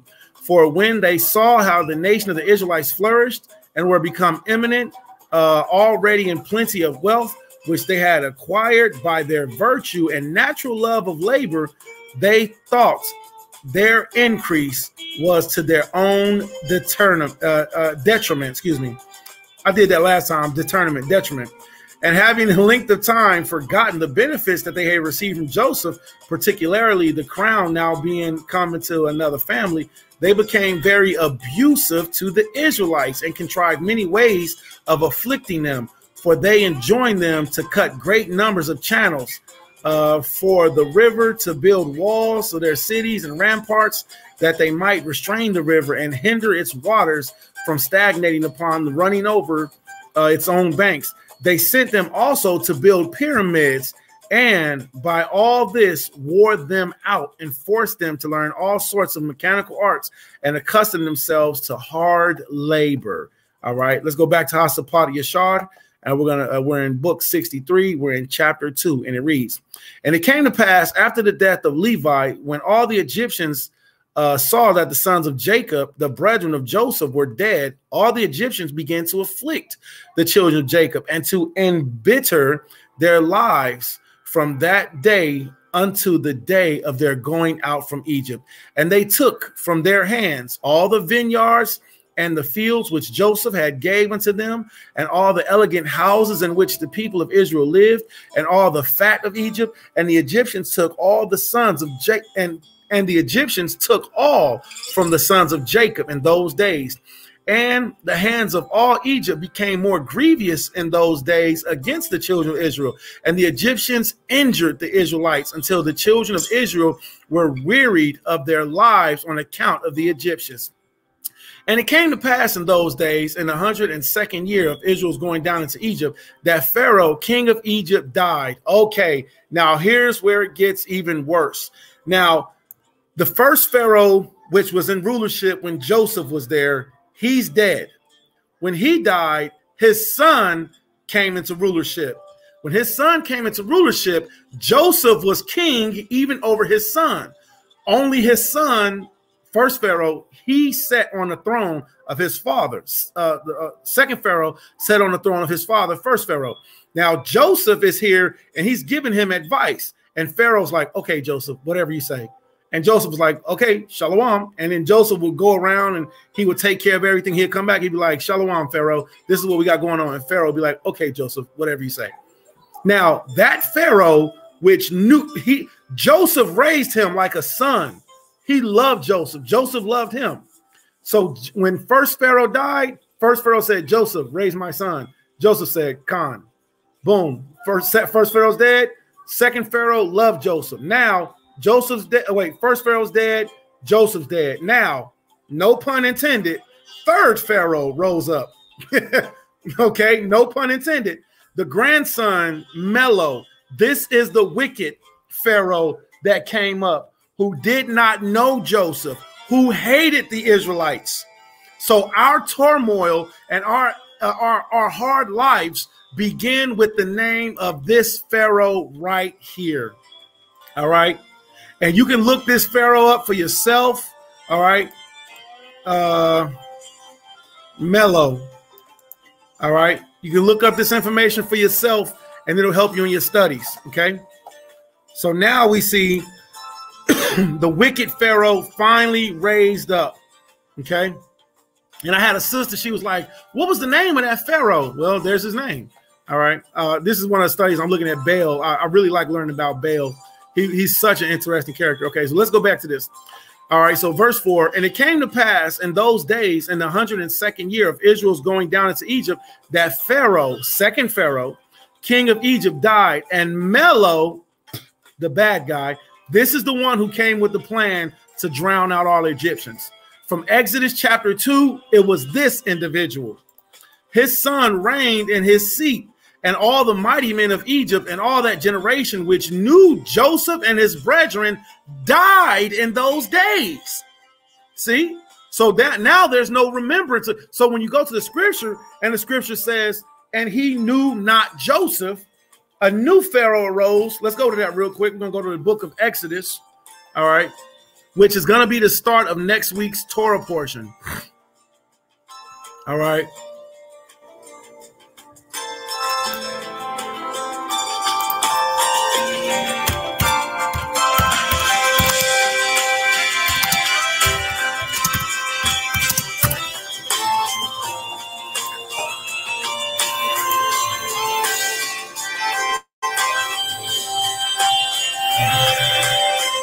All right, so let's get it. So now, again, this is where the book of, I'm sorry, excuse me, not the book of, but this is where next week's Torah portion is going to begin us off at.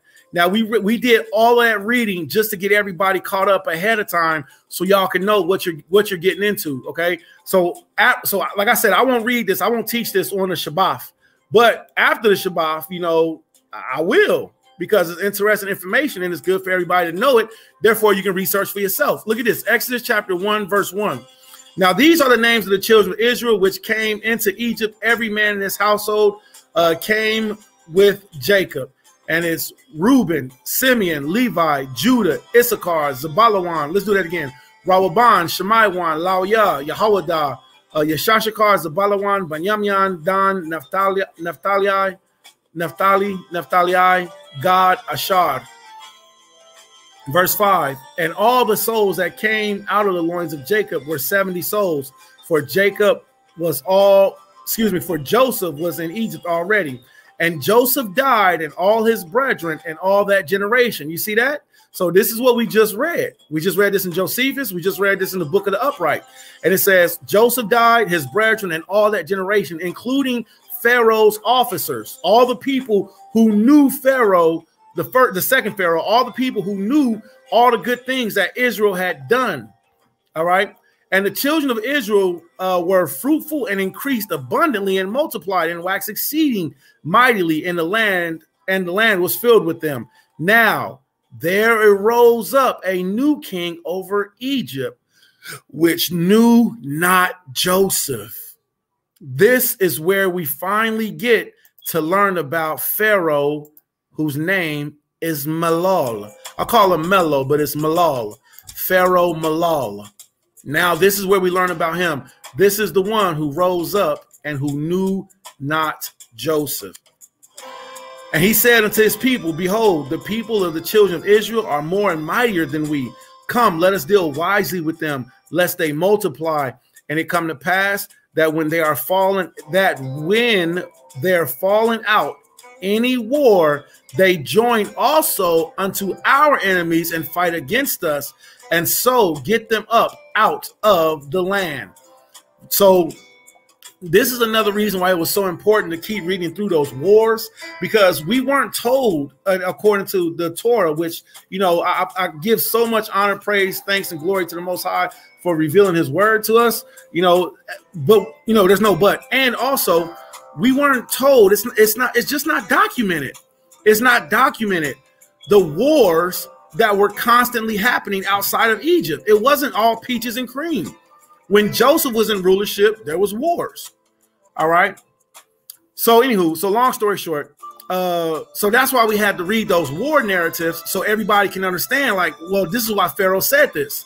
Because when we went to war with Joseph and when we went to war with Egypt, we defeated all of our enemies. Nobody beat Egypt because Israel was whooping everybody's butt. So we was fighting for Israel because we live there. Just like we America, we fight for America. We're America, so we were whooping all the enemies. So now Malal, he sees that if any of the nations came to go to war, he was like, well, what if they join against us? And there was one time where Egypt tried to go to war and they called for our help and they turned back on us and we were fighting. And when we were fighting, they went back home. So they left us hanging. So Israel went through and started smiting all those people who left us hanging. All right. So Pharaoh was afraid of that. All right. Let's get back to this. All right. And another, let's read that again. All right. This is verse 4. All right. We're reading from Hasapad Yashar. We're reading from the book of Jasher, chapter 63. All right. Not teaching as a doctrine, but, you know, reviewing, if not, but, and also reviewing information. Take it if you want. If you don't want to, so be it. All right. And it came to pass in those days, in the 102nd year of Israel's going down to Egypt, that Pharaoh, king of Egypt, died, and Malal, his son, reigned in his stead. And all the mighty men of Egypt and all that generation which knew Joseph and his brethren died in those days. And another generation rose up in their stead, which had not known the sons of Jacob and all the good which they had done to them, and all their might in Egypt. Therefore, all Egypt began from that day to embitter the lives of the sons of Jacob and to afflict them with all manner of hard labor, because they had not known their ancestors who had delivered them in the days of the famine. And it was also from Yahweh for the children of Israel to benefit them in the latter days, in order that all the children of Israel might know Yahweh, their Elohim, and in order to know the signs and the mighty wonders which Yahweh would do in Egypt on account of his people Israel, in order that the children of Israel might fear Yahweh, the Elohim, their ancestors, and to walk in his ways, they and their seed after them all their days. Now, I'm going to tell you this. When we get to the plagues, when you read the plagues from the book of Yashar, it's super interesting. It's got monsters and creatures in there that we just don't know about, which, not to say that they're not real, but it's very peculiar. Like, it talks about this one monster that comes out of the ocean, and it was taking the roofs off of doors, and it was reaching through and unlocking doors, and there's a specific brother who I love, and he like, why the hell would it take a roof off just to unlock the door to walk through the door? Well, maybe it wasn't unlocking the door for itself. Maybe it was unlocking the door for what other creatures. I don't know. But when you go through the plagues in this book, it's really extreme. It's very extreme. It's very extreme. And I like it. So for fun reading, it's fun. All right. Okay, so just I want to get that disclaimer. When we get to that, it's going to be interesting. Okay, verse 9. And Malal was 20 years old when he began to reign, and he reigned 94 years, and all Egypt called his name Pharaoh after the name of his father, as was their custom to do to every king who reigned over them in Egypt. At that time, all the troops of Angeas, king of Africa, went forth to spread along the land of Chittim as usual for plunder. And Zepho, the son of Eliphaz, the son of Esau, heard their report, and he went to meet them with his army, and he fought with them there in the road. And Zepho smote the troops of the king of Africa with the edge of the sword, and left none remaining of them. And not even one returned to his master in Africa. And Angeas heard of this which Zepho, the son of Eliphaz, had done to all his troops, and he had destroyed them. That he had destroyed them. And Angeas assembled all his troops, all the men of the land of Africa, a people numerous like the sands of the seashore. And Angeas sent to Lucas, his brother, saying, "Come with me with all my men. Help me to smite Zepho and all the children of Chittim, who have destroyed my men." And Lucas came with his whole army, a very great force, to assist Angeas, his brother, to fight with Zepho and the children of Chittim. And Zepho and the children of Chittim heard this thing. They were greatly afraid, and a great terror fell upon their hearts. And Zepho also sent a letter to the land of Edom, to Hadad, the son of Bedad, king of Edom, to all the children of Esau, saying, "I have heard that Angeas, king of Africa, is coming to us, and his brother for battle against us, and we are greatly afraid of him, for his army is very great, particularly as he comes against us with his brother and his army likewise." Verse 18. "Now, therefore, come you also up with me and help me, and we will fight together against Angeas and his brother Lucas, and you will save us out. You will save us out from their hands.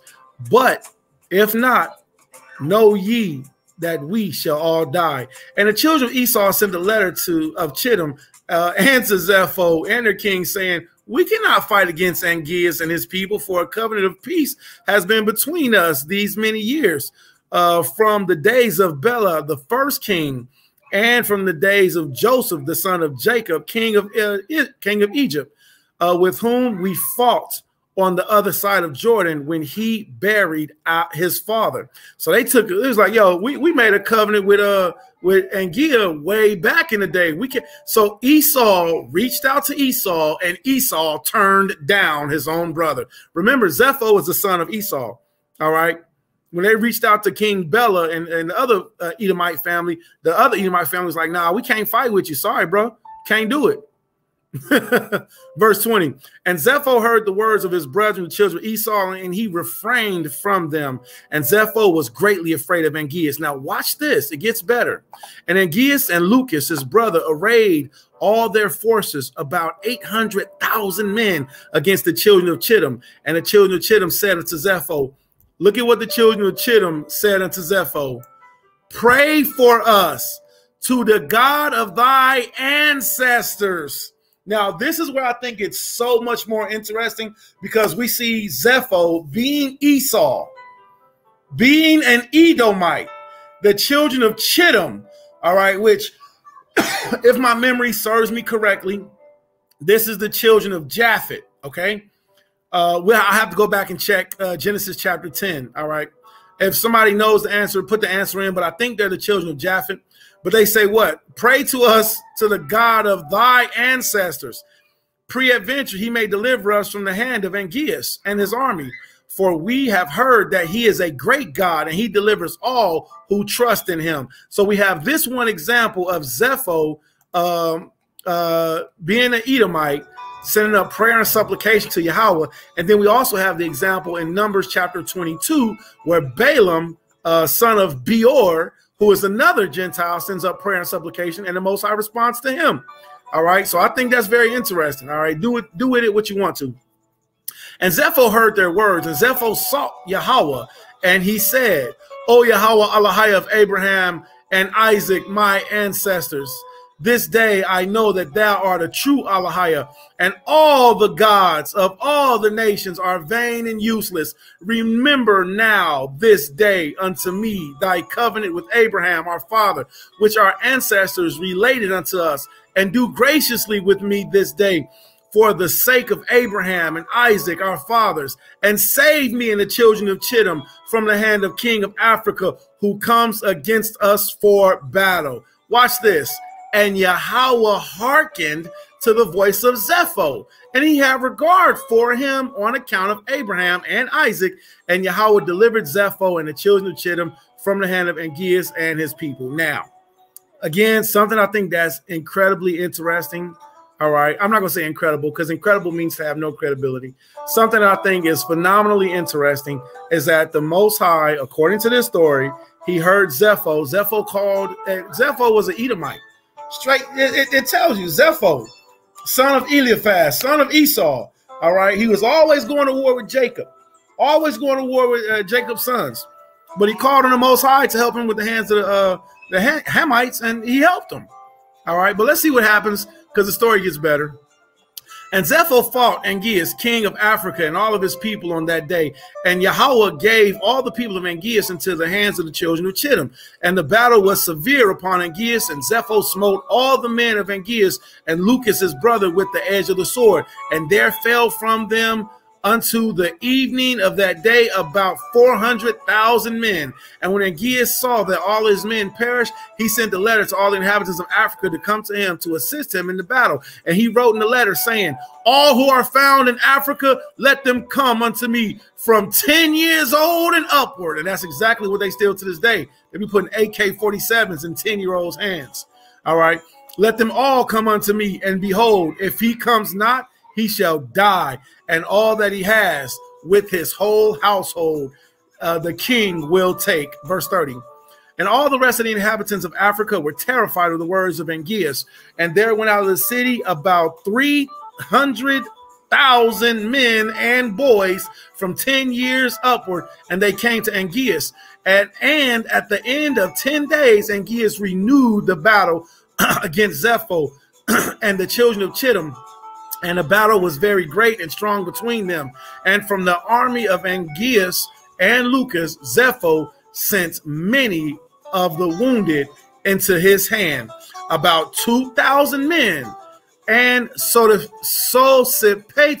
the captain of the host of Angeas, fell in that battle. And when Sosipater had fallen, the African troops turned their backs to flee. And when they fled, and Angeas and Lucas, his brother, were with them.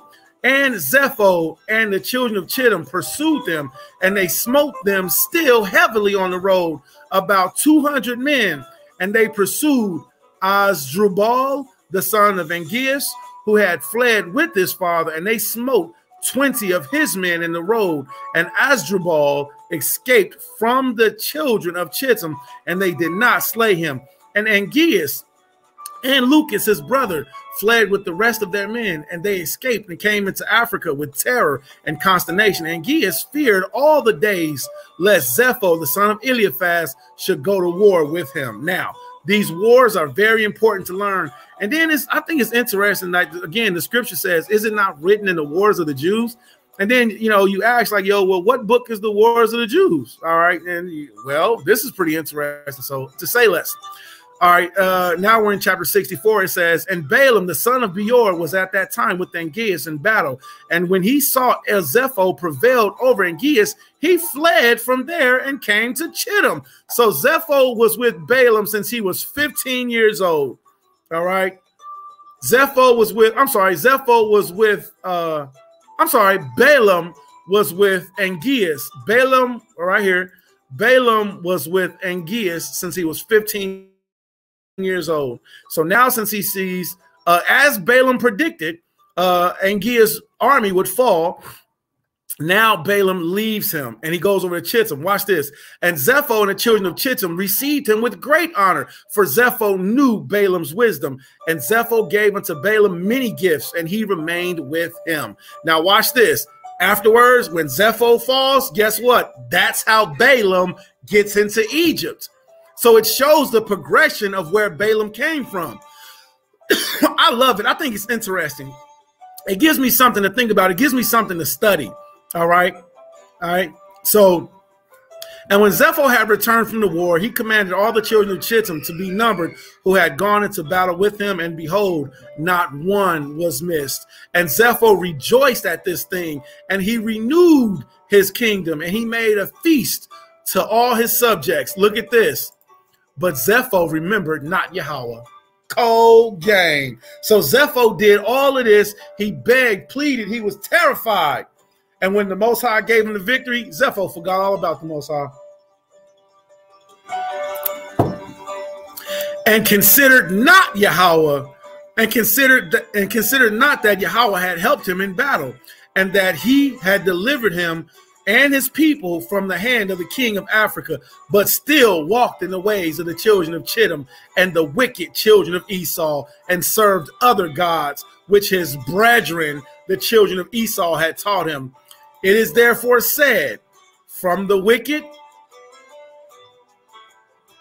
goes forth wickedness. Now, we can see that exact same phrase is said in the book of Genesis when it refers to Nimrod. All right. When it refers to the Hamite, to the Canaanite culture. All right. From the wicked goes the wicked. Okay. Let's see this real quick.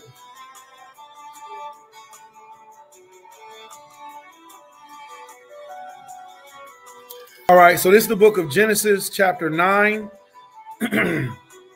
and verse 9. I'm sorry. Genesis chapter 10, verse 9. It says, and he was a mighty hunter before Yahweh. Wherefore it is said, even as Nimrod, the mighty hunter before Yahweh.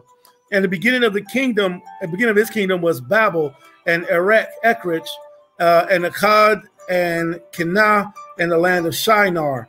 All right. All right. So we see the same connection with being, you know, as from the wicked go forth wickedness. OK. All right. So verse 6. I ain't see the connection there, though. I ain't gonna stunt. I ain't see it, though. It said what? It says.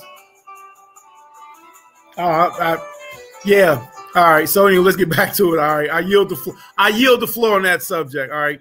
And Zepho reigned over all the children of Chittim securely, but knew not Yahweh, who had delivered him and all his people from the hand of the king of Africa. And the troops of Africa came no more into Chittim to plunder as usual, for they knew of the power of Zepho, who had smitten them all with the edge of the sword. So Angeas was afraid of Zepho, the son of Eliphaz, and the children of Chittim all the days. Okay, so let me get this real quick. I'm going to copy this.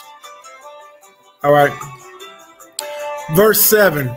At that time when Zepho had returned from war, and when Zepho had seen how he prevailed over all the people of Africa and had smitten them in battle at the edge of the sword, then Zepho advised the children of Chittim to go into Egypt and to fight with the sons of Jacob and with Pharaoh, king of Egypt. Now, remember from the video before and from the video before, Zepho was always trying to convince everybody to go to war with Egypt.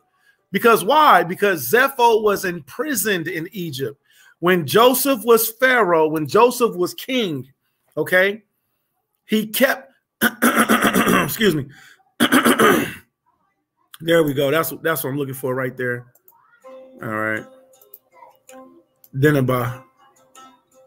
Zepho kept trying to get everybody to go to war with Egypt because of his hatred. Ever since their father had failed in war, all right, according to this narrative, ever since their father had fell in war, Zepho was held in prison by Joseph, and wouldn't nobody go to war. So now, since Zepho think that he done did something, remember, he forgot about the Most High. Zepho forgot that the Most High had helped him, and now he think he about to go fight against the Most High's chosen. The pride of thy heart has deceived thee.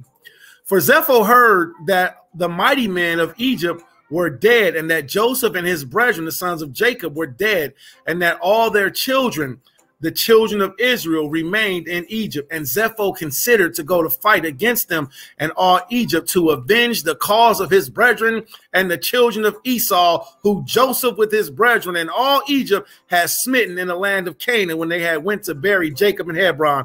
This boy holding a serious grudge. And Zepho sent messengers to Hadad and to Bedad, king of Edom, and to all his brethren, the children of Esau, saying, did you not say that you would not fight against the king of Africa, for he is a member of your covenant?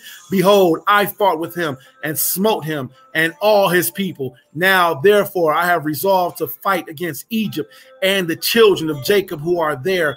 I will be revenged of them for what Joseph, his brethren, and ancestors did to us in the land of Canaan when they went up to bury their father in Hebron.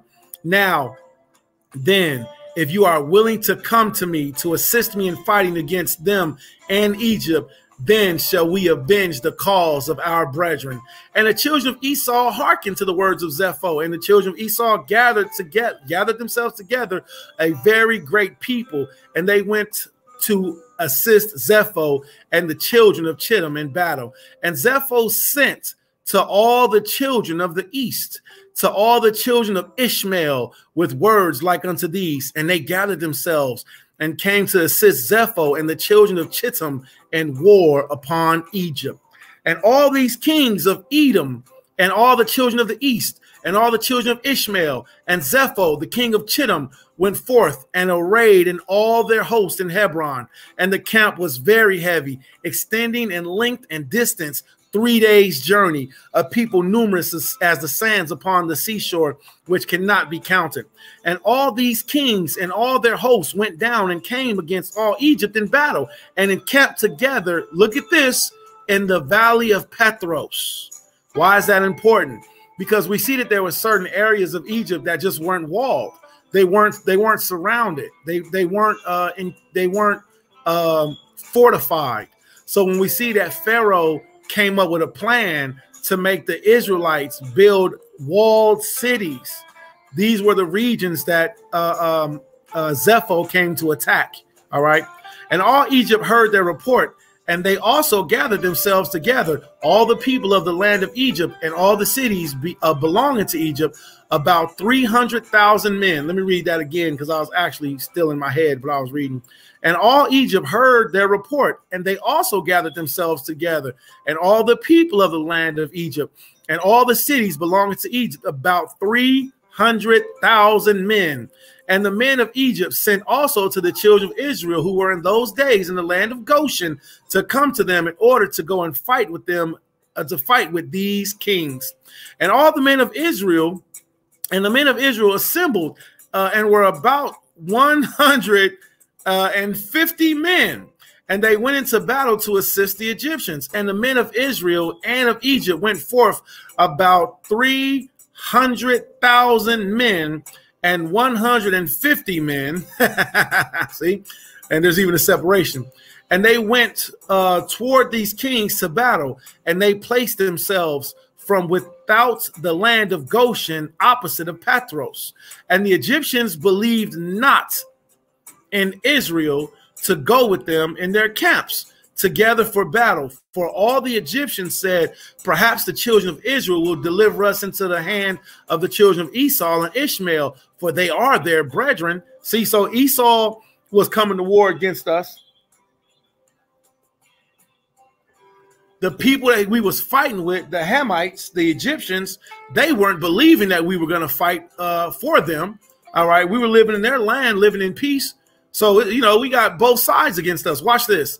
And all the Egyptians said unto the children of Israel, remain you here together with your in your stand, and we will go and fight against the children of Esau and Ishmael. And if these kings should prevail over us, Then come you all together upon them and assist us. And the children of Israel did so. So they said, we don't believe y'all gonna fight with us. When y'all see our brothers, y'all gonna help y'all brothers. So just hang back. And if we start losing, then come and help us. Watch this. And Zepho, the son of Eliphaz, the son of Esau, king of Chittim, and Hadad, the son of Bedad, king of Edom, and all their camps, and all the children of the east, and the children of Ishmael, a people numerous as the sand, camped together in the Valley of Petros, opposite of Takpanchis. I don't know how to pronounce that yet. I'm gonna have to learn it though, so that's what I do. All right, that's exactly what I do. And Balaam, the son of Beor, the Syrian, was there in the camp of Zepho, for he came with the children of Chittim to the battle. And Balaam was a man highly honored in the eyes of Zepho and his men. And Zepho said unto Balaam, try by divination for us, that we may know who will prevail in battle, we or the Egyptians. And Balaam rose up and tried the art of divination, and he was skillful in the knowledge of it. But he was confused, and the work was destroyed in his hand. And he tried it again, but it did not succeed. So again, we see Balaam, excuse me, working his craft, but we see again, Yahweh is preventing Balaam from allowing him to work his magic against Israel. All right. And that's something else I got pulled up here. I got this video. This video is really interesting. It says, where did magic come from? All right. So I got that video pulled up. I've been looking into that, you know, but anywho. And he tried again, but it did not succeed. And Balaam despaired of it and left it and did not complete it. For this was from Yahweh, in order to cause Zepho and his people to fall into the hand of the children of Israel, who had trusted in Yahweh, Yahweh of their Alahiah of their ancestors in their war. And Zepho and Hadad put their forces in battle array, and all the Egyptians went along against them, about 300,000 men, and not one man of Israel was with them. And all the Egyptians fought with these kings opposite of Petros and Takpanchis, and the battle was very severe against the Egyptians, and the kings were stronger than the Egyptians in the battle. And about 180 men of Egypt fell on that day, and about 30 men of the forces of the kings, and all the men of Egypt fled from before the kings. So the children of Esau and Ishmael pursued the Egyptians, continuing to smite them into the place where was the camp of the children of Israel. So what happens? So what happened is the Ishmaelites and the children of Esau, they're defeating the they're defeating the Egyptians. The Egyptians are running back to the place where they told the Israelites to hold off at. All right. So they're getting whooped back. Now they got to face Israel. But remember, they told us to stay and wait. They was like, yo, if we start to get beat, then y'all come help us. Now watch the treachery of what happens, which also is what brings the story from Exodus chapter 1 together, where Pharaoh said, perhaps if we go to war, then the Israelites will fight against us with the other nations. You got to ask yourself, why did the Hamites say that? Why did King Malal, which was the Pharaoh at the time, why did Pharaoh Malal, why did he make that statement? And all the Egyptians cried unto the children of Israel, saying, hasten to us and assist us and save us from the hand of Esau and Ishmael and the children of Chittim. And 150 men of the children of Israel ran from their station to the camps of these kings. And the children of Israel cried unto Yahweh, their Alahiah, to deliver them. And Yahweh hearkened unto Israel. And Yahweh gave all of the men of the kings into their hand. And the children of Israel fought against these kings. And the children of Ishmael, and the children of Israel smote about 4,000 of the king's men. And Yahweh threw a great consternation in the camp of the kings, so that the fear of the children of Israel fell upon them. And all the hosts of the kings fled from before the children of Israel. Fled before the children of Israel, and pursued them, continuing to smite them unto the borders of the land of Cush. And the children of Israel slew them in the road, yet 2,000 men and of the children of Israel not one fell. And when the Egyptians saw that the children of Israel had fought with such few men with the kings, and that the battle was so very severe against them, all the Egyptians were greatly afraid of their lives on the account of the strong battle. And all Egypt, look at this, and all Egypt fled, every man hiding himself from the arrayed forces. And they hid themselves in the road, and they left the Israelites to fight. Look at the treachery. But wait, Jacob's babies got tricks. But we got. Oh, you want to leave us in the fight? Don't you ever run on me. If we standing there banging, we fighting together.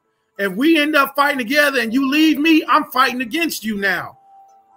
All right, that was that. I keep it 1200. I did that in the world. I'm gonna keep it 1200. If we in a fight and you turn and you run on me, oh, we banging.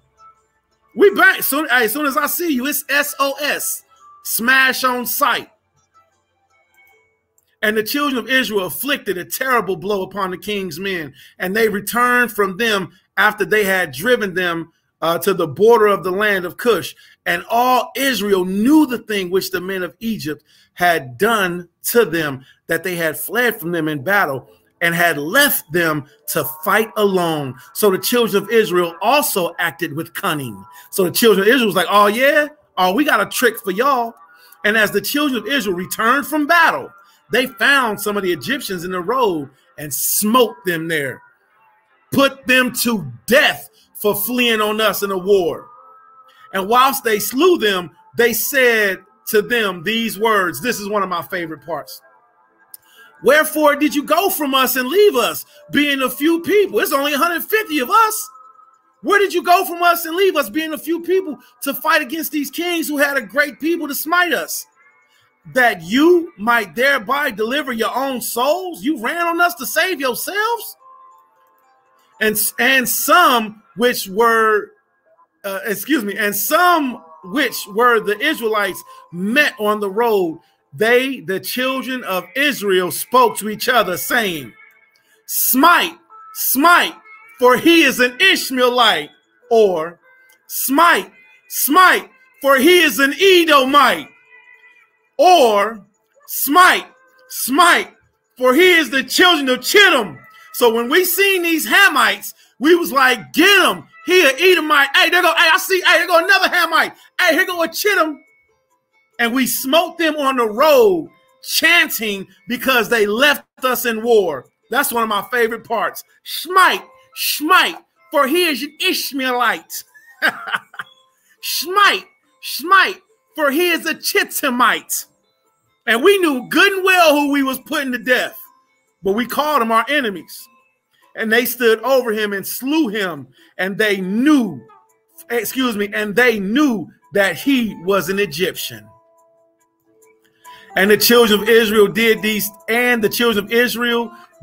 things cunningly against the Egyptians, because they had deserted them in battle and had fled from them. And the children of Israel slew of the men of Egypt on that road in this manner about 2,000 men. And all the men of Egypt saw the evil which the children of Israel had done unto them. So all Egypt feared greatly the children of Egypt, for they had seen their great power, and that none and not one man of them had fallen. So all the children of Israel returned with joy on the road to Goshen, and the rest of the Egyptians returned, each man to his place. Now, chapter 67, chapter 66, 65 is where I yield the floor at. But I got to read this first part. So now it flows perfectly for us to be able to pick it up from Genesis chapter 50 to Exodus chapter 1. We see from Genesis chapter 50 to Exodus chapter 1 that there was a great war that happened in between time frame. And this is why. And it came to pass after these things that all the councils of Pharaoh, king of Egypt, and all the elders of Pharaoh of Egypt assembled themselves and came together before a king and bowed down to the ground, and they sat before him. And all the counselors and all the elders of Egypt spoke unto the king, saying, behold, the people of the children of Israel is greater and mightier than we are. And thou knowest all the evil which they did unto us in the road when we returned from battle. And thou hast also seen their strong power, for this power is unto them from their fathers. For but a few men stood up against the people, numerous as the sand, and smote them with the edge of the sword. And of themselves not one has fallen. So that if they be numerous, they would have utterly destroyed them. Now, therefore, give us counsel of what to do with them until we gradually destroy them from among us, lest they become too numerous, too numerous for us in the land. All right. So now this is where we lammy back and we go to Exodus chapter 1. And Exodus chapter 1, verse 10, it says, come on, let us wait. Exodus chapter 1. All right. Exodus chapter 1, verse 8. Now there rose up a new king over Egypt, which knew not Joseph. And he said unto this people, behold, the people of the children of Israel are more and mightier than we. You see? So this is where the story connects at. And this is why I like reading it. Now, if you can find some error in it, find the error. Point it out to me. But when I look up Malal, he was a real dude. Malal was a real Pharaoh. When I look up Angeas, he was a real dude. When I look up Zepho, he was a real dude. And they really went to war with each other. So now my question is, when did these wars happen? When was the time? Think for yourself. Quit letting other men think for you. Think for yourself. Look up. That's why the scripture says, study to show yourself approved. So when did these wars happen? So now Exodus chapter 1, verse 9, it says, and he said unto this people, behold, the people of the children of Israel are more and mightier than we. Come now, let us deal wisely with them, lest they multiply and it come to pass that when there falleth out any war, they join also with our enemies and fight against us, and so get them up out of the land. Therefore, they did set over them taskmasters to afflict them, to afflict with their burdens. And they built for Pharaoh treasured cities, Pithom and Ramses. Well, if you remember the story we just read, this is where Zepho came to war against Egypt because there was no walls around that region. So they dealt with. Now, here's another thing you got to ask yourself. Since Israel is so mighty, how did they get us to build for them cities? How did they get us to build for them pyramids? They couldn't have did it by force, because 150 of us defeated all the kings of Esau. We defeated all the kings of the Ishmaelites. We defeated the kings of Chittim. And then we came back. And while we was coming home to Egypt, we was like, smite, smite, for he is an Ishmaelite. And we was killing the Hamites who ran from us. Smite, smite, for he is an Edomite. And we knew that we was killing Hamites because they turned from us in war. Smite, smite, for he is a Chittimite. And we was ducking off, smashing the ones, smashing on them. I'm old school 1990s gang banging now. We rolling on them, all right? We rolling on them, all right? Smashing on the ones who had ran from us in war. So now the word gets back to Pharaoh and the Egyptians, and they like, man, these Israelites ain't no joke. So if we was that powerful, which we are, how did they convince us to build cities? Did they do it by force? They didn't do it by force. They did it by trickery. And this is why you have to read these annals so you can get a better understanding. All right. Now, we read in Flavius Josephus, which is a master Levite historian and a lawgiver, how the Hamites, the Egyptians, how they used trickery. So congratulations. Now we get to learn about where Israelites got their jobs from. Now, therefore, give us counsel what to do with them until we gradually, you see that?